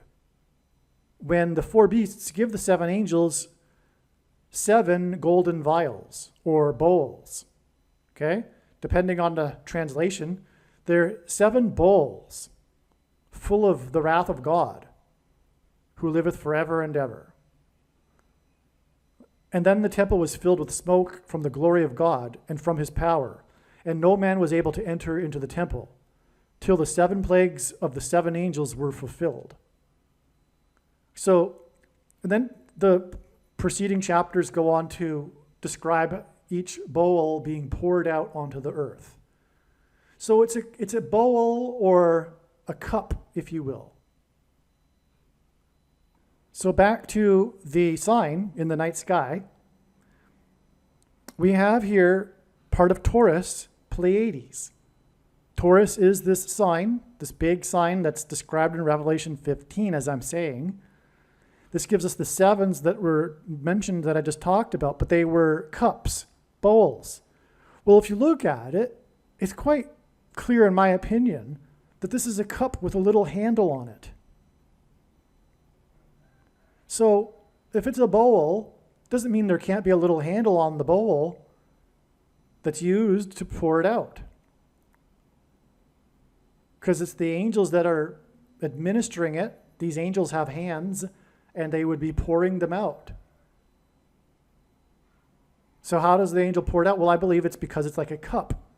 This is symbolic of this. All right? And this is the beginning of judgment. Now, this will occur at the beginning of judgment, but the thing is, a lot of people that are interested in prophecy make the mistake, a very big mistake, of interpreting the events in the book of Revelation in chronological order. There's no such thing as the chronological order that the people claim there is. These 7 trumpets and 7 seals and the 7 bowls, they overlap. It's all allegory. It's all symbolism. I respect Chuck Missler, but the one thing he missed a lot. He was not as wise regarding prophecy as it might have seemed. He missed a lot. And one of the big mistakes is, he said the more he studied the more he studied Bible prophecy, the more literally he takes it. But the opposite should be the case when it comes to the book of Revelation. It's about learning what God is communicating through his symbolism. Well, anyway, they're all overlapping. And so we have here at what will be something like the beginning, because the solar flare, I believe, is the first trumpet as well at the same time. But it's occurring, as we can now see, with the first beginning of the bowl judgments as well. So they all overlap, right?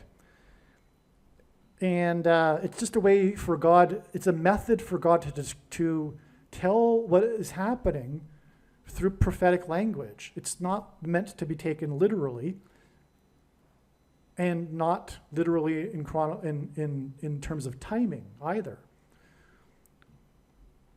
And speaking of not to be taken literally, neither is the 1,260 days or the 70th seven in Daniel chapter 9.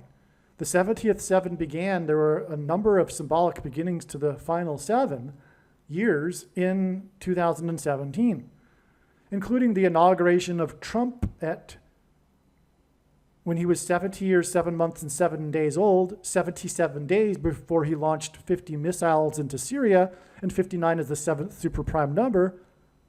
And his inauguration was 73 days, which hints at 3 sets of 7, after he was elected by 77 electoral votes, which was exactly 73 weeks after he first symbolically descended the escalator in his Trump Tower, which was exactly 188 months after the 7.0 earthquake in Joshua Tree, California, because the Israelites, led by Joshua before the walls of security collapsed, blew trumpets, and Trump's presidency was synonymous with his border wall of security, which, by the way, the walls of security in Jericho collapsed due to an earthquake, hence the 7.0 earthquake in Joshua Tree, California. Okay, anyway. So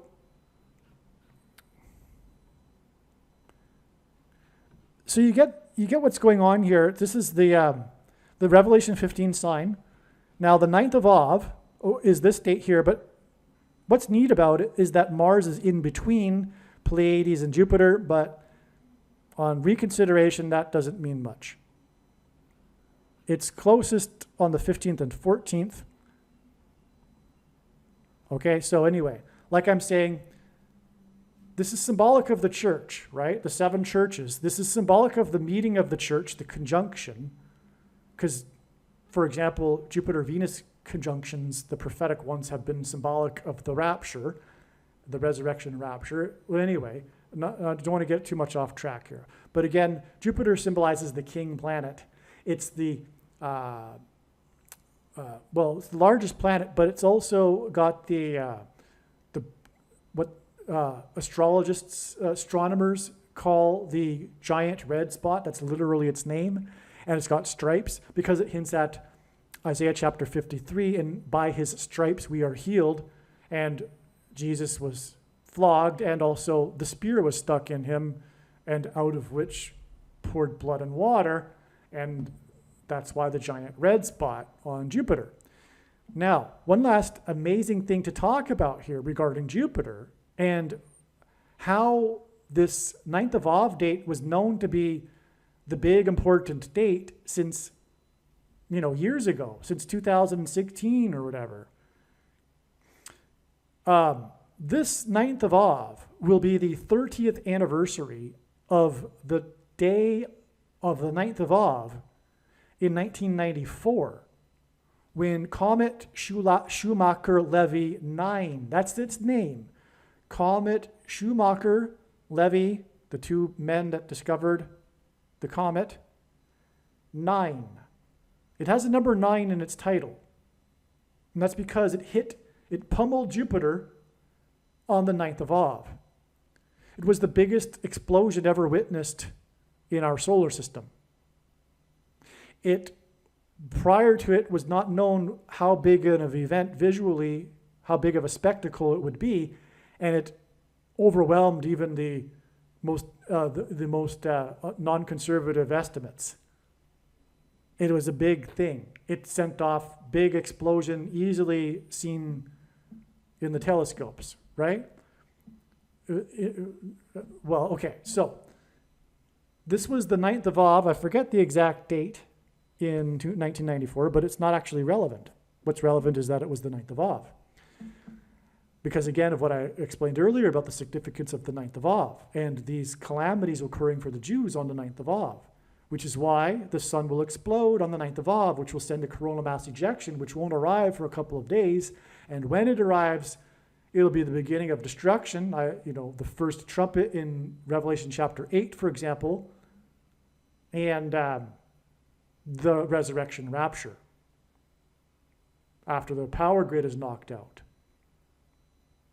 which may imply that those that will be raptured will not be so much noticed, which makes sense to me. This is the first fruits rapture. The bigger rapture will be on September 5th. And then the second coming of Lord Jesus Christ will be on October 12th, the Day of Atonement in 2024. And this has been known since 2016 as well. That the second coming would be in 2024 has been known since then with 100% certainty since then. And along the way, God has repeatedly confirmed this over and over. You have no idea how many times, countless times, God has confirmed this through his big picture of patterns, connections, and signs, which is only being explained on this channel. And the reason why this prediction, the prediction for the death of Jimmy Carter on July 1st, followed by James Earl Jones on July 5th, the reason for this prediction, make no mistake, it is to prove that this is God's true big picture of signs, patterns, and connections. I know far better than you the reason why that God has provided this prediction and given me a voice through this prediction, is to tell you about his big picture of signs. And the center of this web, in other words, the predictions would not be possible without the center of the web, is the Day of Atonement in 2024, the date of the second coming. So case closed when the prediction comes to pass. No more debate. There is no 70th 7. It already began symbolically in 2017, like I was saying. All right? So,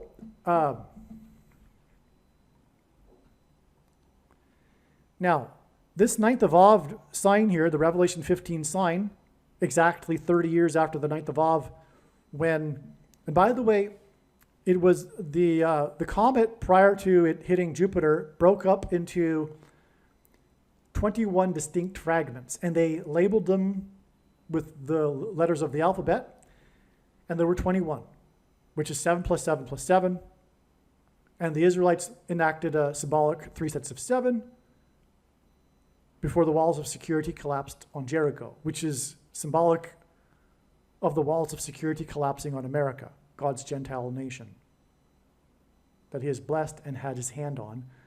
One of only 2 nations in the history of the world that were founded on a relationship with God and founded on the Bible, Israel and America. Okay, so 30 years, because in the Bible, 30 years is symbolic of a king. And so it was known, since 2016, that the 30th anniversary of the king planet getting pummeled by the comet Schumacher-Levy 9 on the 9th of Av would be a 30-year countdown to the final 2 months before the second coming of the King of Kings. That's why the 30 years, which symbolizes a king, that's why the 30 years from the king planet getting hit by comet Schumacher-Levy 9 on the 9th of Av. And again, the 9th of Av is about how God pointing to the first and second temple's destructions in order to communicate to the Jews why they are being chased around the world on the 9th of Av for rejecting him, God, who was Jesus, is Jesus. Okay. And so, okay, anyway, so this 9th of Av won't only be the 30th anniversary of the planet Jupiter being pummeled by the comet. It will also be the exact 110th anniversary of another prophetic sign in the night sky. Well, it was an eclipse, so I guess that would be the daytime sky. This was the eclipse that began World War I. This eclipse occurred at the beginning of World War I, and this is known as the World War I eclipse. Even at the time, it made the headlines talk about how it could be a sign from God because of the momentous event of World War I. How could this eclipse go over Europe at this beginning of World War I? But not only that, though, the location where it peaked, the greatest maximum of the eclipse, was right over this place in Tannenbaum. The place named Tannenbaum, if I'm saying it correctly, which is in today Poland, but at the time was part of the Prussian Empire. This is the location of the battle that was the only battle in all of the war, which lasted years, that had any consequence on the outcome of the war. Had the Germans, for example, fared a little better or a little worse, the war and the outcome would have been vastly different. This was the only battle that had any consequence. All the other battles were just trench warfare. Nothing really happened, right? There was no consequence in terms of the outcome of the war, except for this one place, which is where the eclipse went over. But the eclipse also traversed over all 4 of the empires that came to an end as the result of World War I. The Prussian Empire, the Austro-Hungarian Empire, the Ottoman Turk Empire, and the Russian Empire. Okay, so these empires met their doom as a result of World War I, and this is where the eclipse went over. All right, and it's because the eclipse also went over Palestine.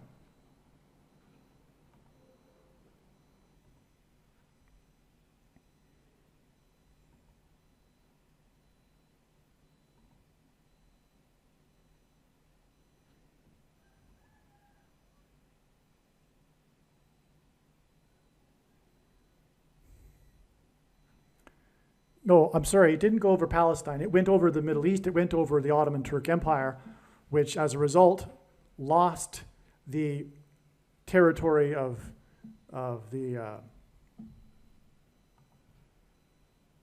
Palestine, and which led to the League of Nations and the British Mandate, which led to the Balfour Declaration, which allowed the emigration of Jews back to the homeland of Israel, declared that Israel be a homeland for the Jews, Palestine.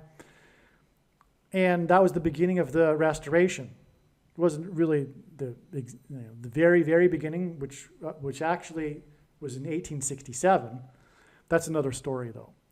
And anyway, so you have the collapse of the Ottoman Turk Empire as a result of this World War I, which was pointed to with the eclipse, all right? Now, that was on the 9th of Av. This will be the 110th anniversary of that, this symbolic beginning of the restoration of Israel. When the disciples asked for the signs of his return, Jesus replied talking about there being rumors of wars and nation rising up against nation, he was speaking of World War I. And he mentioned how it would be the beginning of birth pains. When a child is born, prior to it, there are these contractions and these birth pains that gradually become more and more frequent and more intense. So that's why Jesus used this metaphor of birth pains. This was the beginning of the birth pains of the restoration of Israel, which is birthing the Messianic age and the 1,000 years of peace, during which Jesus will rule while he dwells in Jerusalem in the Temple Mount, in the temple on the Temple Mount, for the 1,000 years of peace. And so that's this, process of this restoration of the Jews back to Israel, which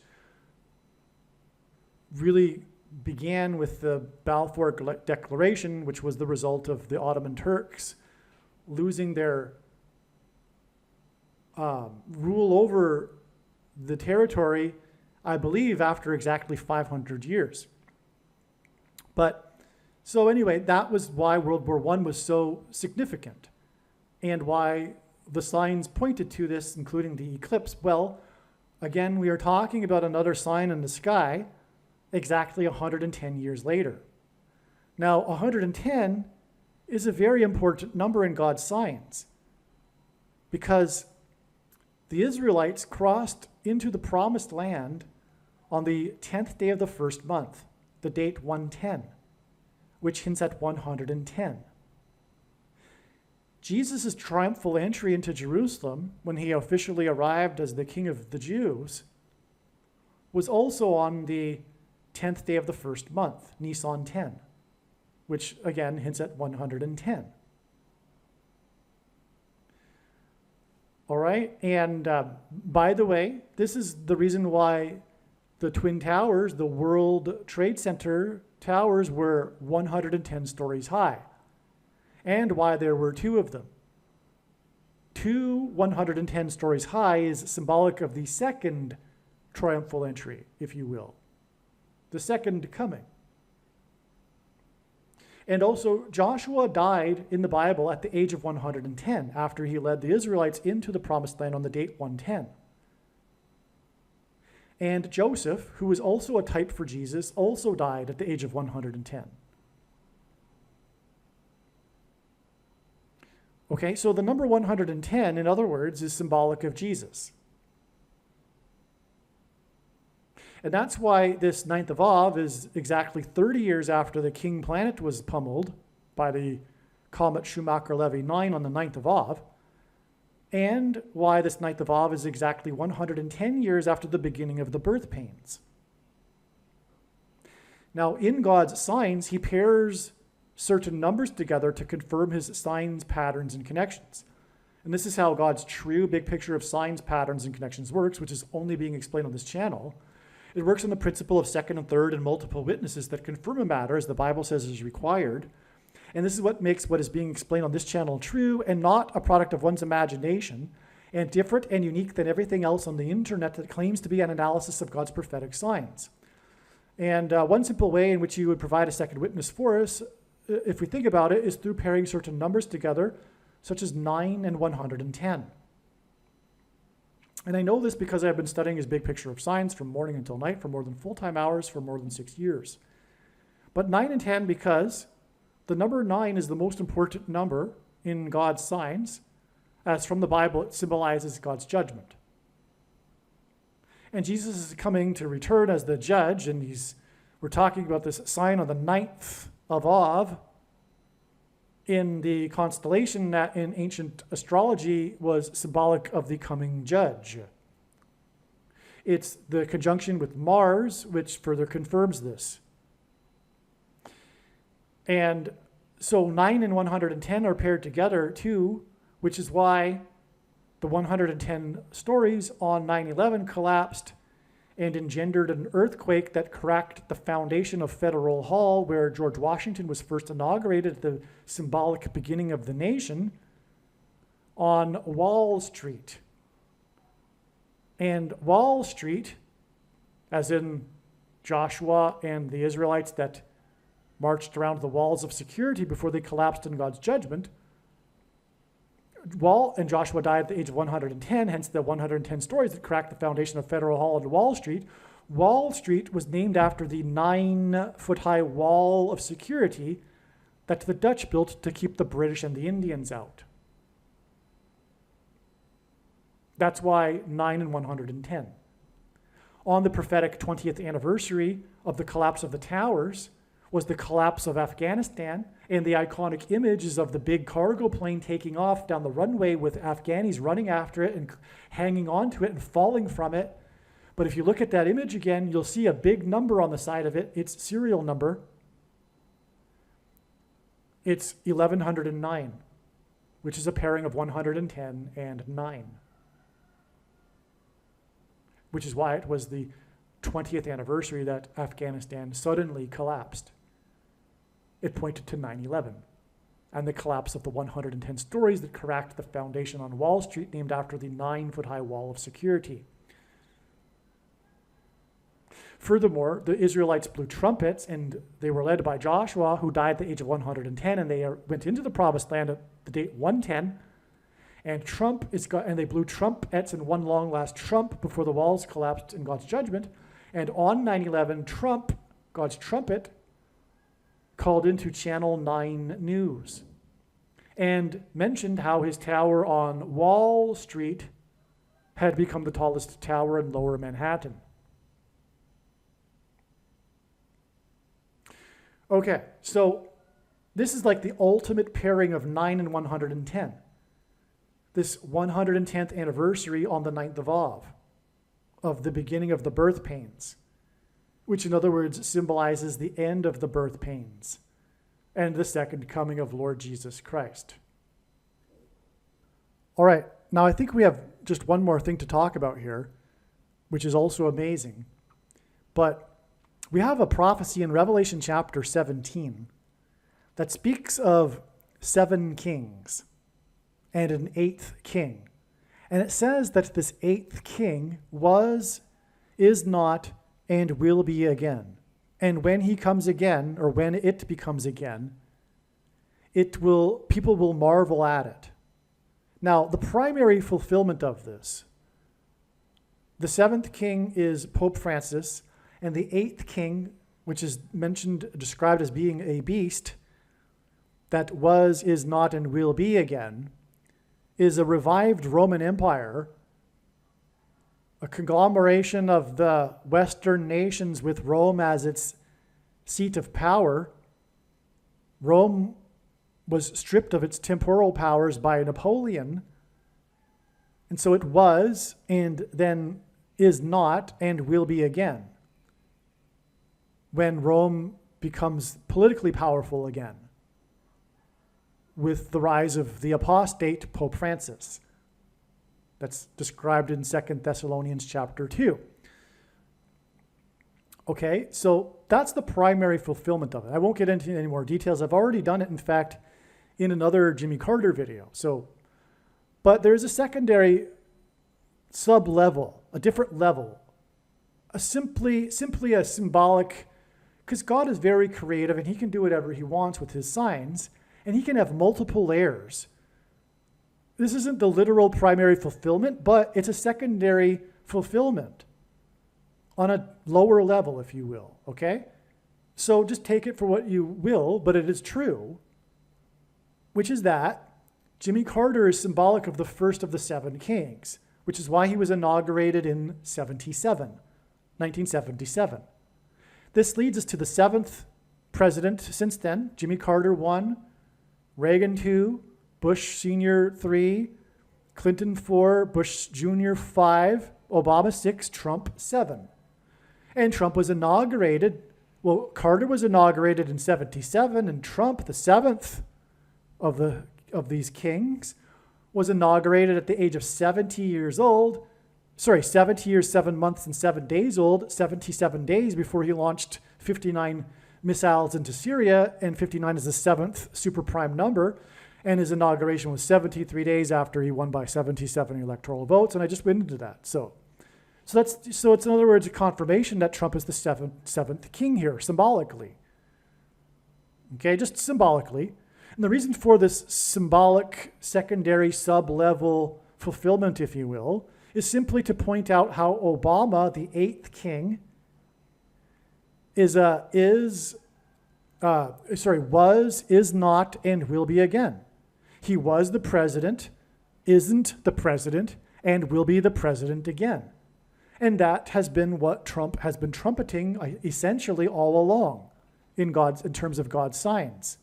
He's been trumpeting the end times and the Antichrist.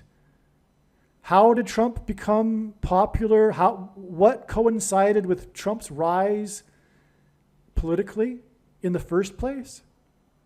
It was calling out Obama for not being born in America and for demanding his birth certificate. Trump was trumpeting the unconstitutional president and Antichrist. Which is why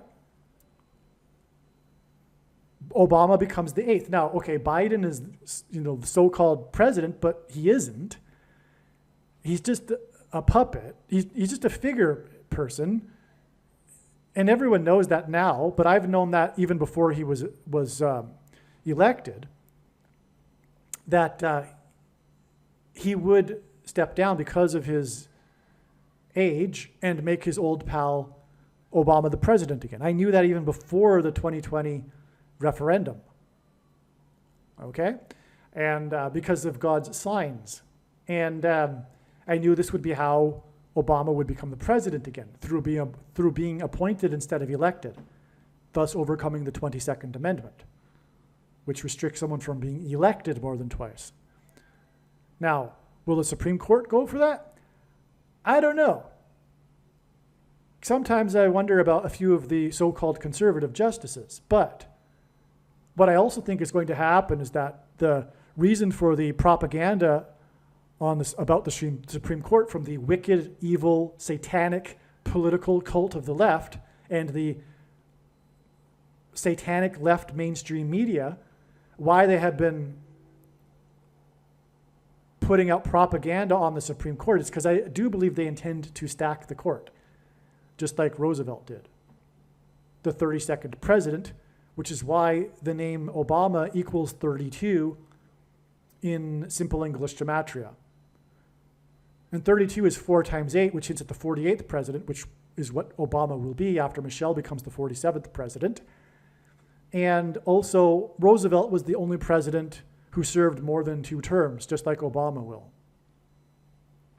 And so Roosevelt stacked the court in order to push through all of his New Deal agenda, which made him pretty much a socialist dictator. No one wants to call him that because he was the hero of World War II. But he was no friend of democracy.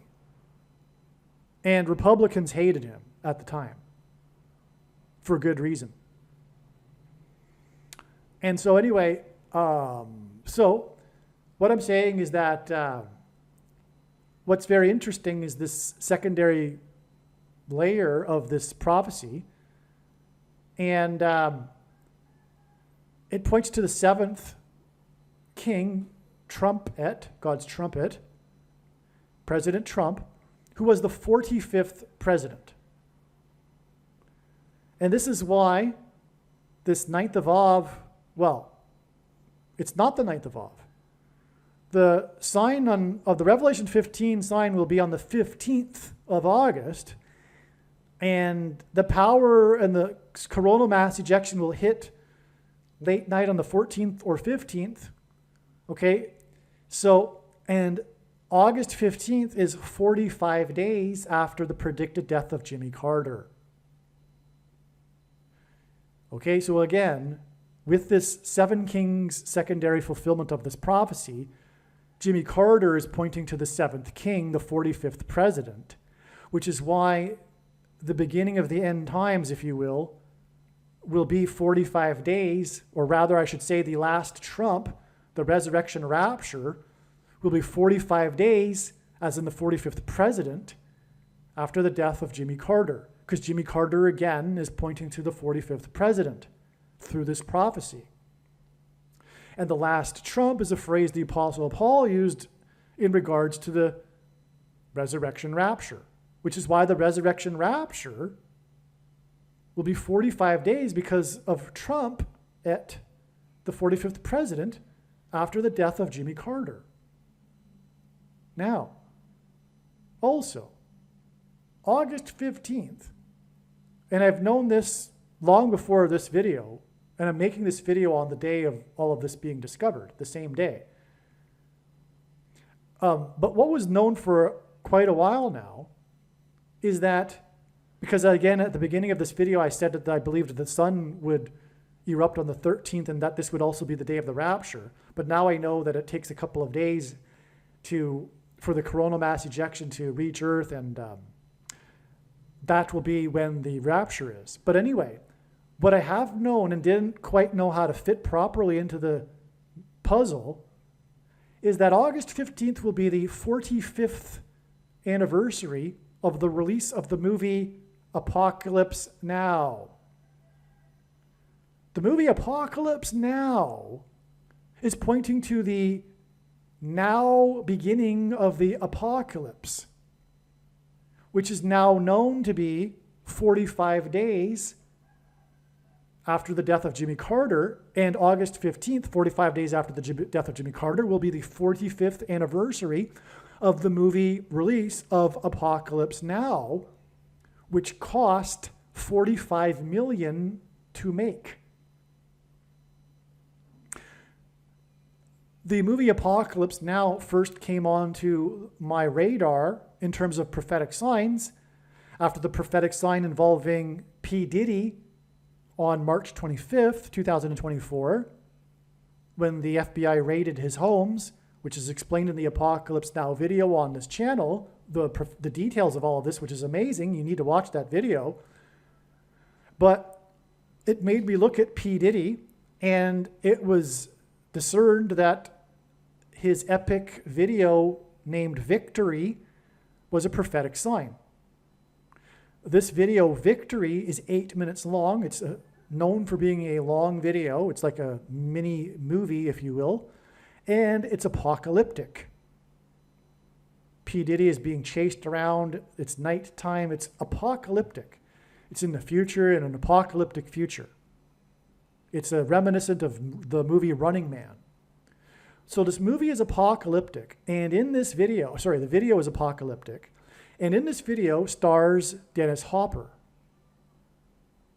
Dennis Hopper, who starred in this apocalyptic video named Victory, starred in the movie Apocalypse Now. Okay? And that's how the movie Apocalypse Now came onto the radar, because I realized that through P. Diddy, he was pointing to his apocalyptic video starring Dennis Hopper in order to point to the movie Apocalypse Now. And that was realized, within a day or two after March 25th. Then came April 5th, the date 4-5, which hints at 45. And on that day, P. Diddy posted on social media a link to his video, Victory, which points to Apocalypse Now, which cost $45 million to make. And P. Diddy posted his video, Victory, and that's all his post was, because he was posting it in defiance of the ganging up on him in the media, rightly so, now we know.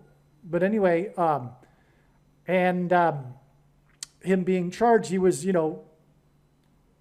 fighting back, if you will, saying that he was going to be victorious, whatever. But he posted his video Victory on the date 4-5, which hints at 45. And the video points to Apocalypse Now, which cost $45 million to make. And not only that, $9 million of the $45 million was spent on promoting the movie, Apocalypse Now. The number 45 is the 9th triangular number. In a triangle of numbers, the last number in the 9th row is 45. The reason why it's significant that it cost $9 million to promote it is because that's an unusually significant amount. That's why it's mentioned on the Wikipedia page for the movie, for example. It's designed by God, in other words. And so on the date 4/5, which ends at 45, P. Diddy posted his video Victory, which hinted at the Apocalypse Now movie starring Dennis Hopper, which cost $45 million to make, 9 of which was spent on promotion. And on the 45th anniversary of this movie that cost $45 million to make will be the Resurrection Rapture and the beginning of the Apocalypse Now, shortly after the 9th of Av, when the sun erupts. And the movie poster for Apocalypse Now is a blood red sun and a sunset river, which could be interpreted as a river of blood. To close here, I just want to make sure that I said it. Maybe I forgot. I think I might have explained this, but we were talking about Daniel chapter 12 and these numbers of days until the end. We have a 1,290 days period until the end and a 1,335 days period until the end. When we add the 1,290 days to the day that the abomination was first taken in Israel, December 19th, 2020, we get July 1st, the date of the predicted death of Jimmy Carter, as was explained. When we add 1,335 days to the abomination first being taken in Israel, we get August 15th. The date of the resurrection rapture and the beginning of the Apocalypse Now. Again, the last verse of the last chapter of the book of Daniel is, "Blessed is he who waits and arrives at the 1,335 days." It's speaking about the resurrection rapture. And again, we've confirmed the significance of adding the 1,290 days, or will be confirmed when Jimmy Carter dies as predicted on July 1st.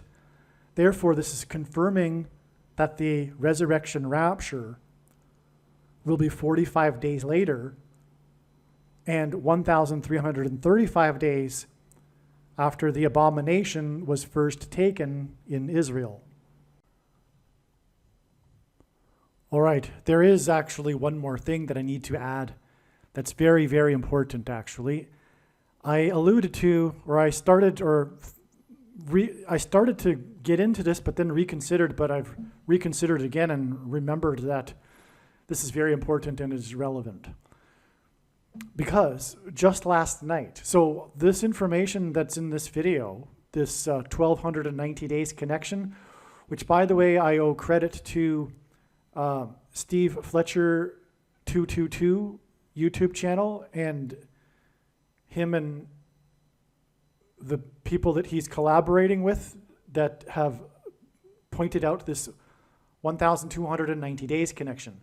They don't know that Jimmy Carter is going to die on July 1st. They're expecting something though. And so the thing is that last night, just last night, I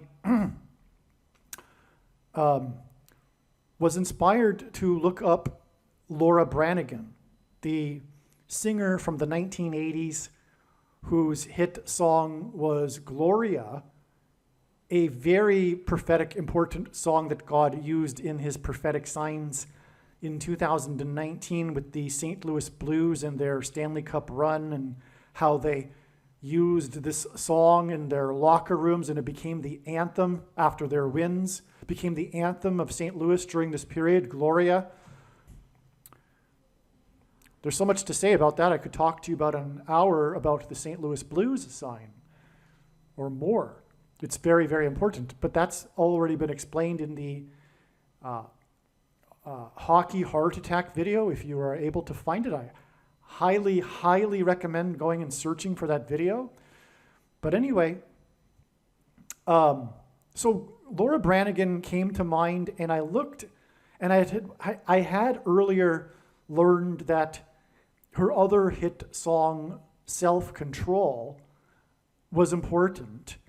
But now that the bigger picture has become clearer since I last thought about Laura Branigan, which would have been late last year, I thought to look it up again, and sure enough, it's very important. So the song Self-Control, which is a very dark, hedonistic song, and so you get if you don't remember the song, it's, she's losing her self-control. She's a creature of the night.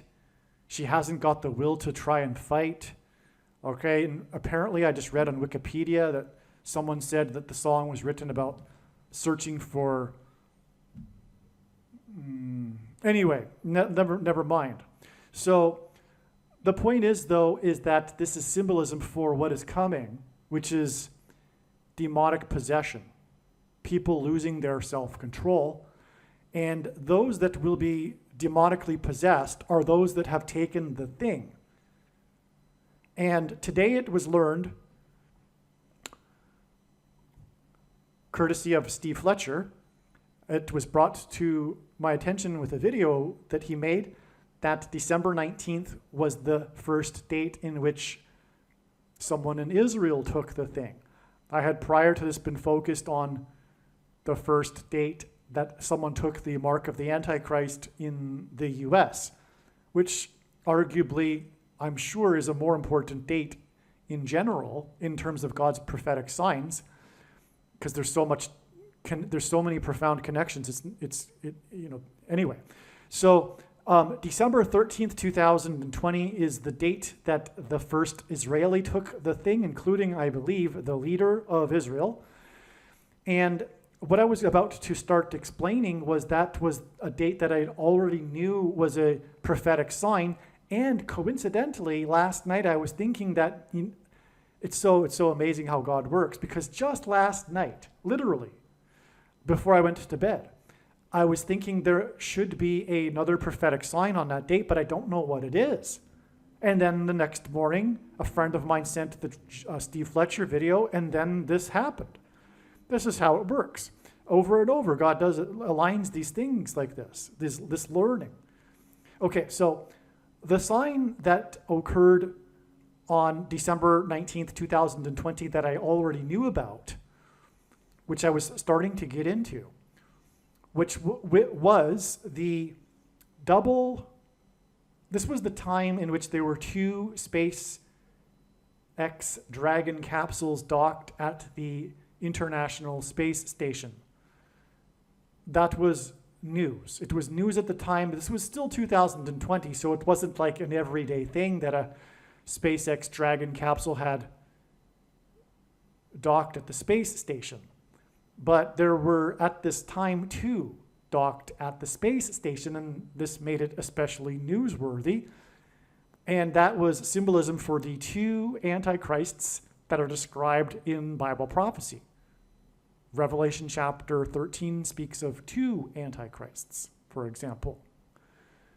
Okay, and so of course the dragon is a metaphor for the Antichrist used in Revelation chapter 12 and Revelation chapter 13, because the second of the two Antichrists, Barack Obama, is said to speak like a dragon. All right, so we had the two SpaceX, and X, by the way, in SpaceX is symbolic of the mark of the Antichrist. Speaking of which, this was the day that the first Israeli took the mark of the Antichrist, and as I explained earlier, X is symbolism for the mark of the Antichrist, and SpaceX is also symbolism for the mark of the Antichrist, and SpaceX and Elon Musk, in the context of a sign for the mark of the Antichrist, is symbolic of transhumanism, which is what the thing is. Okay, and, well, okay. Changing one's chromosomes, which are symbolized by an X. Okay, but there was more to this. On December 19th specifically, on this precise date, because I believe the SpaceX Dragon capsules were docked together at the space station for more than one day. But December 19th, 2020 specifically was this very interesting sign in which there was this new device, not a device, but it was a I don't know, a thing. Okay, it was a thing. It wasn't a device. It wasn't a contraption, because it was a large thing that is being installed or was installed on the state for a new method of docking at the space station. It was the installation of a new airlock named the Bishop airlock. I forget the name of the company that produced this, but they named this new innovation for docking at the space station. They named it the Bishop airlock. And the company claims that the name Bishop is inspired by chess because of the way that the airlock works. It has something to do with moving diagonally, and that's how a bishop moves on the chessboard. But either they are lying, or it's 100% from God. If they are lying, it's still from God. It's just that they knew all along the true meaning of the name Bishop. Or it's concealed and they really don't know, and they actually sincerely named it after the chess piece Bishop, but I doubt it. I think it's a tongue-in-cheek thing that's a secret within the company, but I could be wrong. They might be completely oblivious to the fact that the name Bishop is the name of the character, the android, artificial intelligent character. Well, you know what an android is. It's a robot that is like a human in science fiction. In the movie, the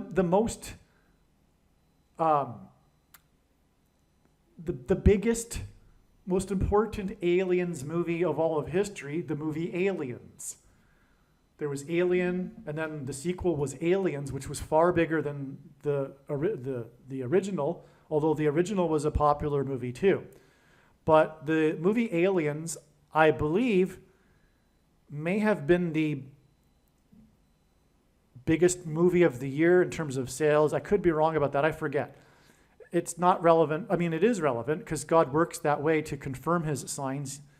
This was a historic movie in terms of horror. Well, you know what? Maybe I should just read it a little bit from the Wikipedia page for Aliens. Okay, so Sigourney Weaver was nominated for Best Actress at a time when science fiction genre was generally overlooked for this this category of award. The movie was one of the highest-grossing films of 1986, and Aliens is now considered among the greatest films of the 1980s and among the best science fiction, action, and sequel films ever made, considered equal or better to Alien, the first movie in the series. It is credited with expanding the franchise's scope with additions to the series' backstory and factions such as, so anyway, it's a significant movie in American movie history.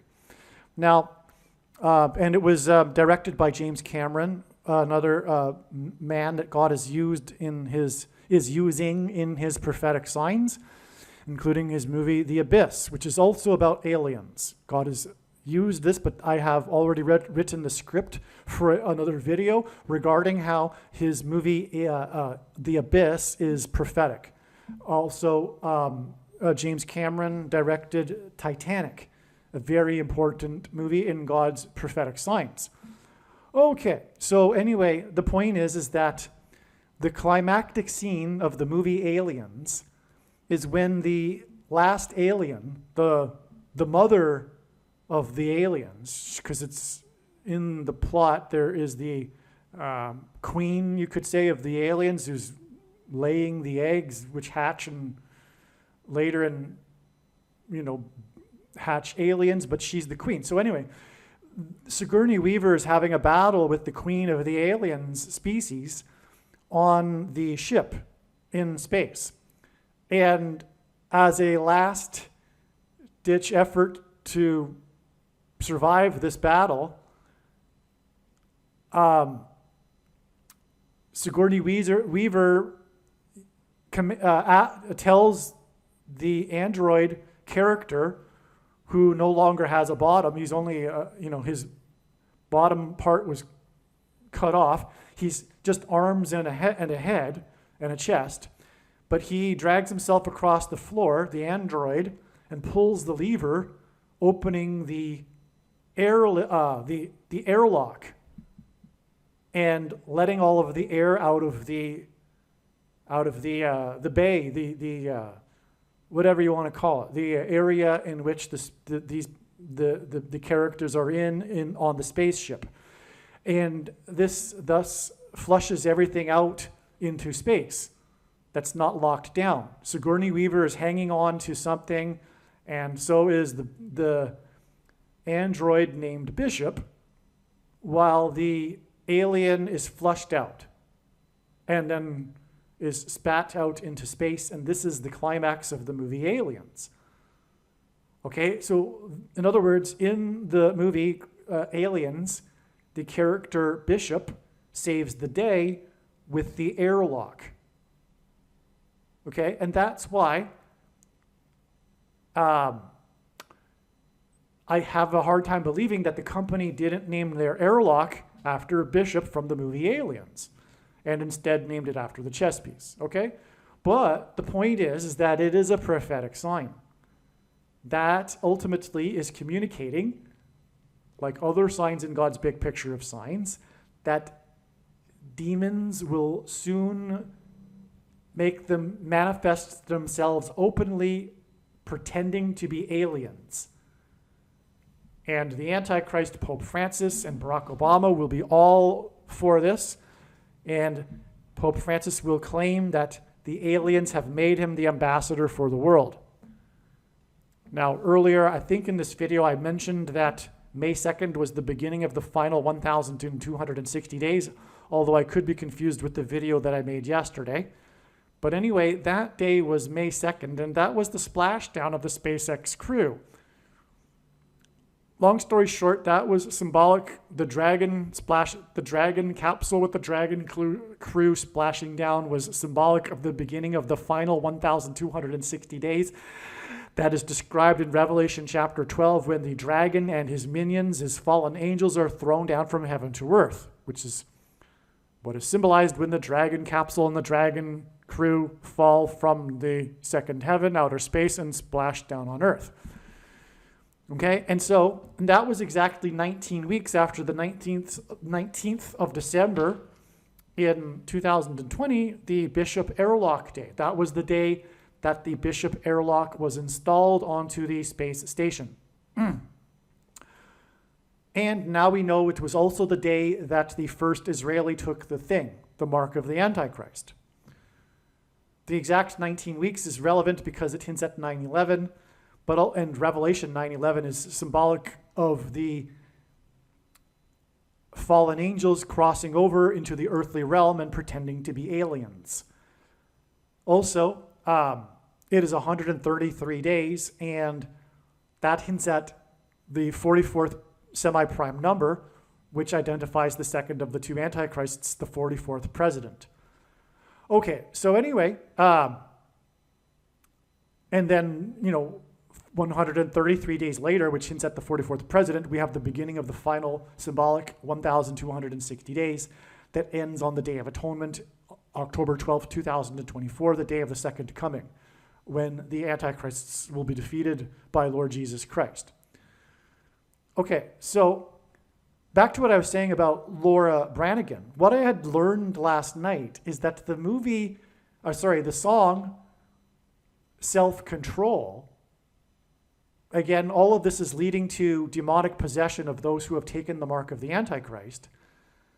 And that's what is alluded to with the name of the song and the lyrics of the song, Self-Control, which was released on April 19th.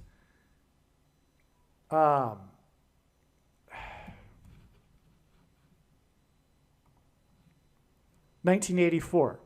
Okay, it was released on April 19th, 1984, exactly 440 months before December 19th, 2020,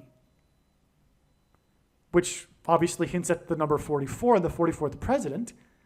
And then in turn, December 19th, 2020 is followed with 133 days, which hints at the 44th semi-prime number.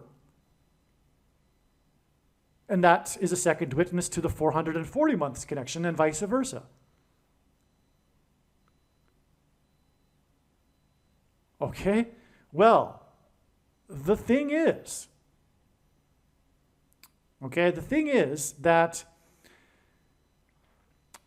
in God's signs, the number 188 is used in the correct context, in the relevant context, for connections, because the 188th word in Strong's Hebrew Concordance is the word woe exclamation mark. It's the word that means woe exclamation mark, used in the Bible in the context of extreme judgment from God.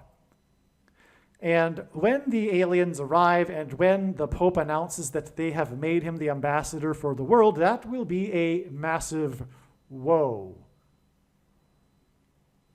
And 188 weeks exactly after December 19th, 2020 is July 27th, 2020, Aliens Day. Something is going to happen that will be the beginning of this Antichrist period, and something significant related to the fifth trumpet in Revelation chapter 9, when the fallen angels cross over into the earthly realm. Something is going to happen. I don't know what it is. It may even only be something symbolic. And what I mean is that although God is pointing to this date with demonic possession symbolism, such as this song, Self-Control, it doesn't mean that everyone is going to become demonically possessed on this date. Just something to that effect that will ultimately lead to people becoming demonically possessed will happen on July 27th. My guess is that Pope Francis will announce that aliens have arrived. Somehow, that's what I think is going to happen. But, okay. And that date, July 27th, 2024, will be exactly 188 weeks after the Bishop Airlock prophetic sign, on the day that the first thing was taken by an Israeli, and it is the thing that is leading to demonic possession. Even Revelation chapter 9 says that only those of the certain group will be affected by the sting, which is the symbolism for the mark of the Antichrist, the thing that's, thinged into people, right? It's like a stinger. Think about it. It's like a stinger, right? That's why the locusts are stinging and the scorpions are stinging. Or the horses with tails like scorpions that sting in Revelation chapter 9. It's because it's hinting at the mark of the Antichrist. Anyway, and also it says that these people will wish and seek death but won't be able to find it, and that's because they will be demonically possessed. They will be like zombies. They may even want to die, as the prophecy says, but won't be able to. Okay. And that something symbolic to this effect will happen on July 27th, exactly 188 weeks, which is woe, after the Bishop Airlock sign day and the first day of the thing in Israel. The reason why all of this is relevant and why it needed to be brought up in this video too with Jimmy Carter is that, as explained in the other videos, especially the must-watch Jimmy Carter UFO video on this channel, it's the video titled The UFO President, Jimmy Carter. He is the UFO president. He filed an official report with International UFO Bureau in 1973 regarding his UFO sighting. As a supposed Christian, Jimmy Carter should know better, and that there aren't aliens, because that's impossible. Because if one has a true biblical worldview, which those that believe it's possible for there to be aliens don't have, they'll know the truth is that it is impossible because God became a man, and the center of God's creation is man. God didn't hopscotch around the universe, dying on crosses for the sins of aliens also.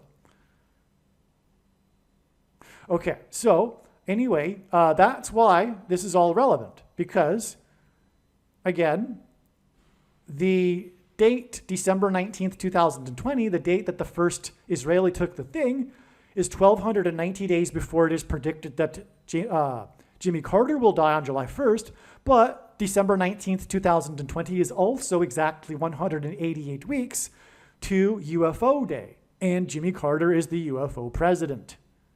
All right. This now brings up something new. I thought the video was over once again, but I just remembered now, and I hadn't thought about this particular prophetic sign for probably, quite a long time. But December 19th, 2020 is exactly 10 years after what is called in pop culture, in sports, in NFL sports culture, the miracle at the New Meadowlands. Okay, it's the miracle at the New Meadowlands because they had just started playing in the New Meadowlands Stadium. The New York Giants football team. Now, giants are symbolic in God's signs of aliens. For one thing, I mentioned earlier how the flood judgment was for the reason that the chromosomes of the human race had been corrupted by the giants. Okay, I mentioned how it had been corrupted, but it was from mixing with the giants, and this is symbolism, or rather the giants are a metaphor for fallen angels. Okay, so as strange as it sounds, I do believe that will also be a part of the end times, people having sex with demons. It already goes on a lot, actually. Well, it does. This isn't a new thing, is what I'm saying. But this will come out more with the masses in the culture soon enough. That said, that's giants, okay? So giants in God's signs are symbolism for the demons that are fallen angels, pretending to be aliens. That's what giants symbolize. The New York Giants, the San Francisco Giants, giants in general, okay? There's other instances of the symbolism of giants other than these two professional sports teams. But the miracle at the New Meadowlands prophetic game and incident involved the Giants, and they lost the game on the final play of the game, which should have ended the game. The punter didn't kick the ball out of bounds, and the Philadelphia Eagles, and there's a big rivalry between Philadelphia Eagles and the New York Giants, which makes part of this story the miracle because of the rivalry, the miracle at the New Meadowlands. Okay, you can go onto Wikipedia, for example, and you can find a page that's miracle at the New Meadowlands. It's a big thing, all right? And so in the final play, I forget the player's name. It's not relevant, but it's player number 10 for the Eagles. He catches the ball, he muffles the ball and scrambles to get it back, retreating back to his 30-yard line in an error, basically. But that error caused the Giants' coverage to get messed up, which allowed this player to circle around and then ultimately run the entire football field for a touchdown at the very end of the game as time expired to win the game. This is why it's the miracle, because they were down by whatever points, and then the touchdown won the game for them. The Eagles, in other words, should have lost this game. That's why it's a miracle. Now, the thing is that Philadelphia is one of the 7 churches that are written to by Jesus in the book of Revelation. The Church of Philadelphia, incidentally, is the only church that said by Jesus that would be spared the hour of tribulation, in other words, raptured. And in the book of Revelation, the number 144 is symbolic of those who will be raptured. Well, December 19th, 2010, the date of the miracle at the New Meadowlands, is exactly 10 years. You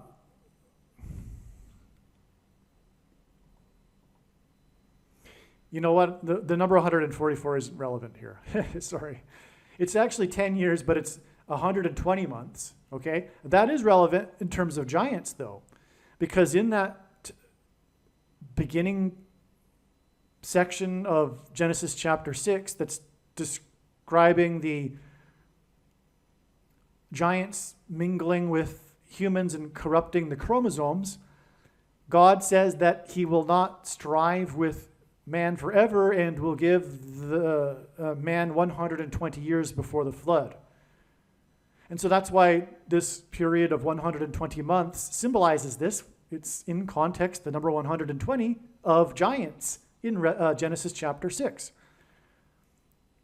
Okay, so the miracle at the New Meadowlands is exactly 120 months before the Bishop Airlock sign and the first thing taken by the Israeli, which is the mark of the Antichrist, which corrupts one's chromosomes. That's the connection. It's amazing, right? So giants symbolize aliens. Giants also symbolize corrupted chromosomes. And 120 months later, we have the Bishop Airlock sign, which is symbolic of aliens. And the mark of the Antichrist, which corrupts people's chromosomes, was taken for the first time in Israel. Not only that, though, this 120 months connection is exactly 10 years. And it was player number 10. The miracle at the New Meadowlands play is a play by player number 10, which confirms as a second witness to this 10 years connection exactly to December 19th, 2020. And I knew about this 10 years connection in December of 2020, at the time of this prophetic sign. But it is only now that it all fits into the bigger picture.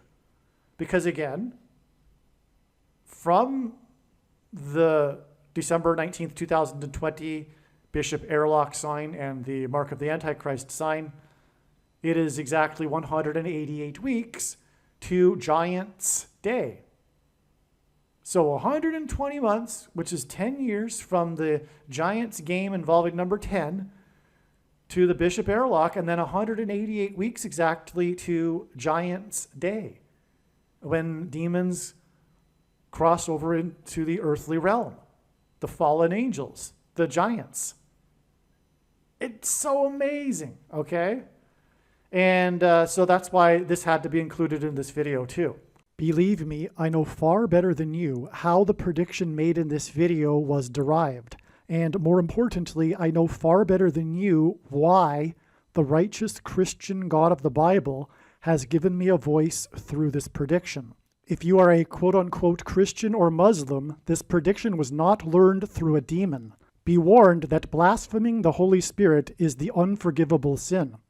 If you are a New Ager or New Spirituality person, this prediction was not learned through somehow tapping into the supposed universal collective consciousness. If you are a conspiracy theorist, this prediction was not learned through figuring out a supposed code that the Illuminati and Satanists are using. This prediction was learned through the Bible and through watching carefully the Lord's prophetic signs, which Jesus commanded all Christians to do. Besides proving that Jesus Christ is the Lord, the reason why God has given me a voice through this prediction is to prove that the controversial things that I am saying in the videos on this channel are the truth. Therefore, a wise person will want to watch all of the videos on this channel. Aliens and UFOs are demons masquerading as aliens and UFOs. Most people's spiritual experiences are demonic deception, especially if they are not a true follower of Christ. God became a man and died a horrible death at the hand of the ruler of this world, Satan, and then defeated death for you, so that you too can overcome death, which is the price that must be paid for sin. It is time to repent, which means to change one's ways and turn to God and become a disciple of Jesus. Please leave a like and upvote the video, and once this prediction has come to pass, share this video with everyone you know, and more, don't stop sharing it everywhere in social media. It is essential that everyone immediately read the homepage of my website, Trump-prediction.com. If you are watching this on the YouTube platform, please note that not all of the videos are on YouTube. You need to switch to the BitChute.com or the Odyssey.com channel. And do it now in case you aren't able to later.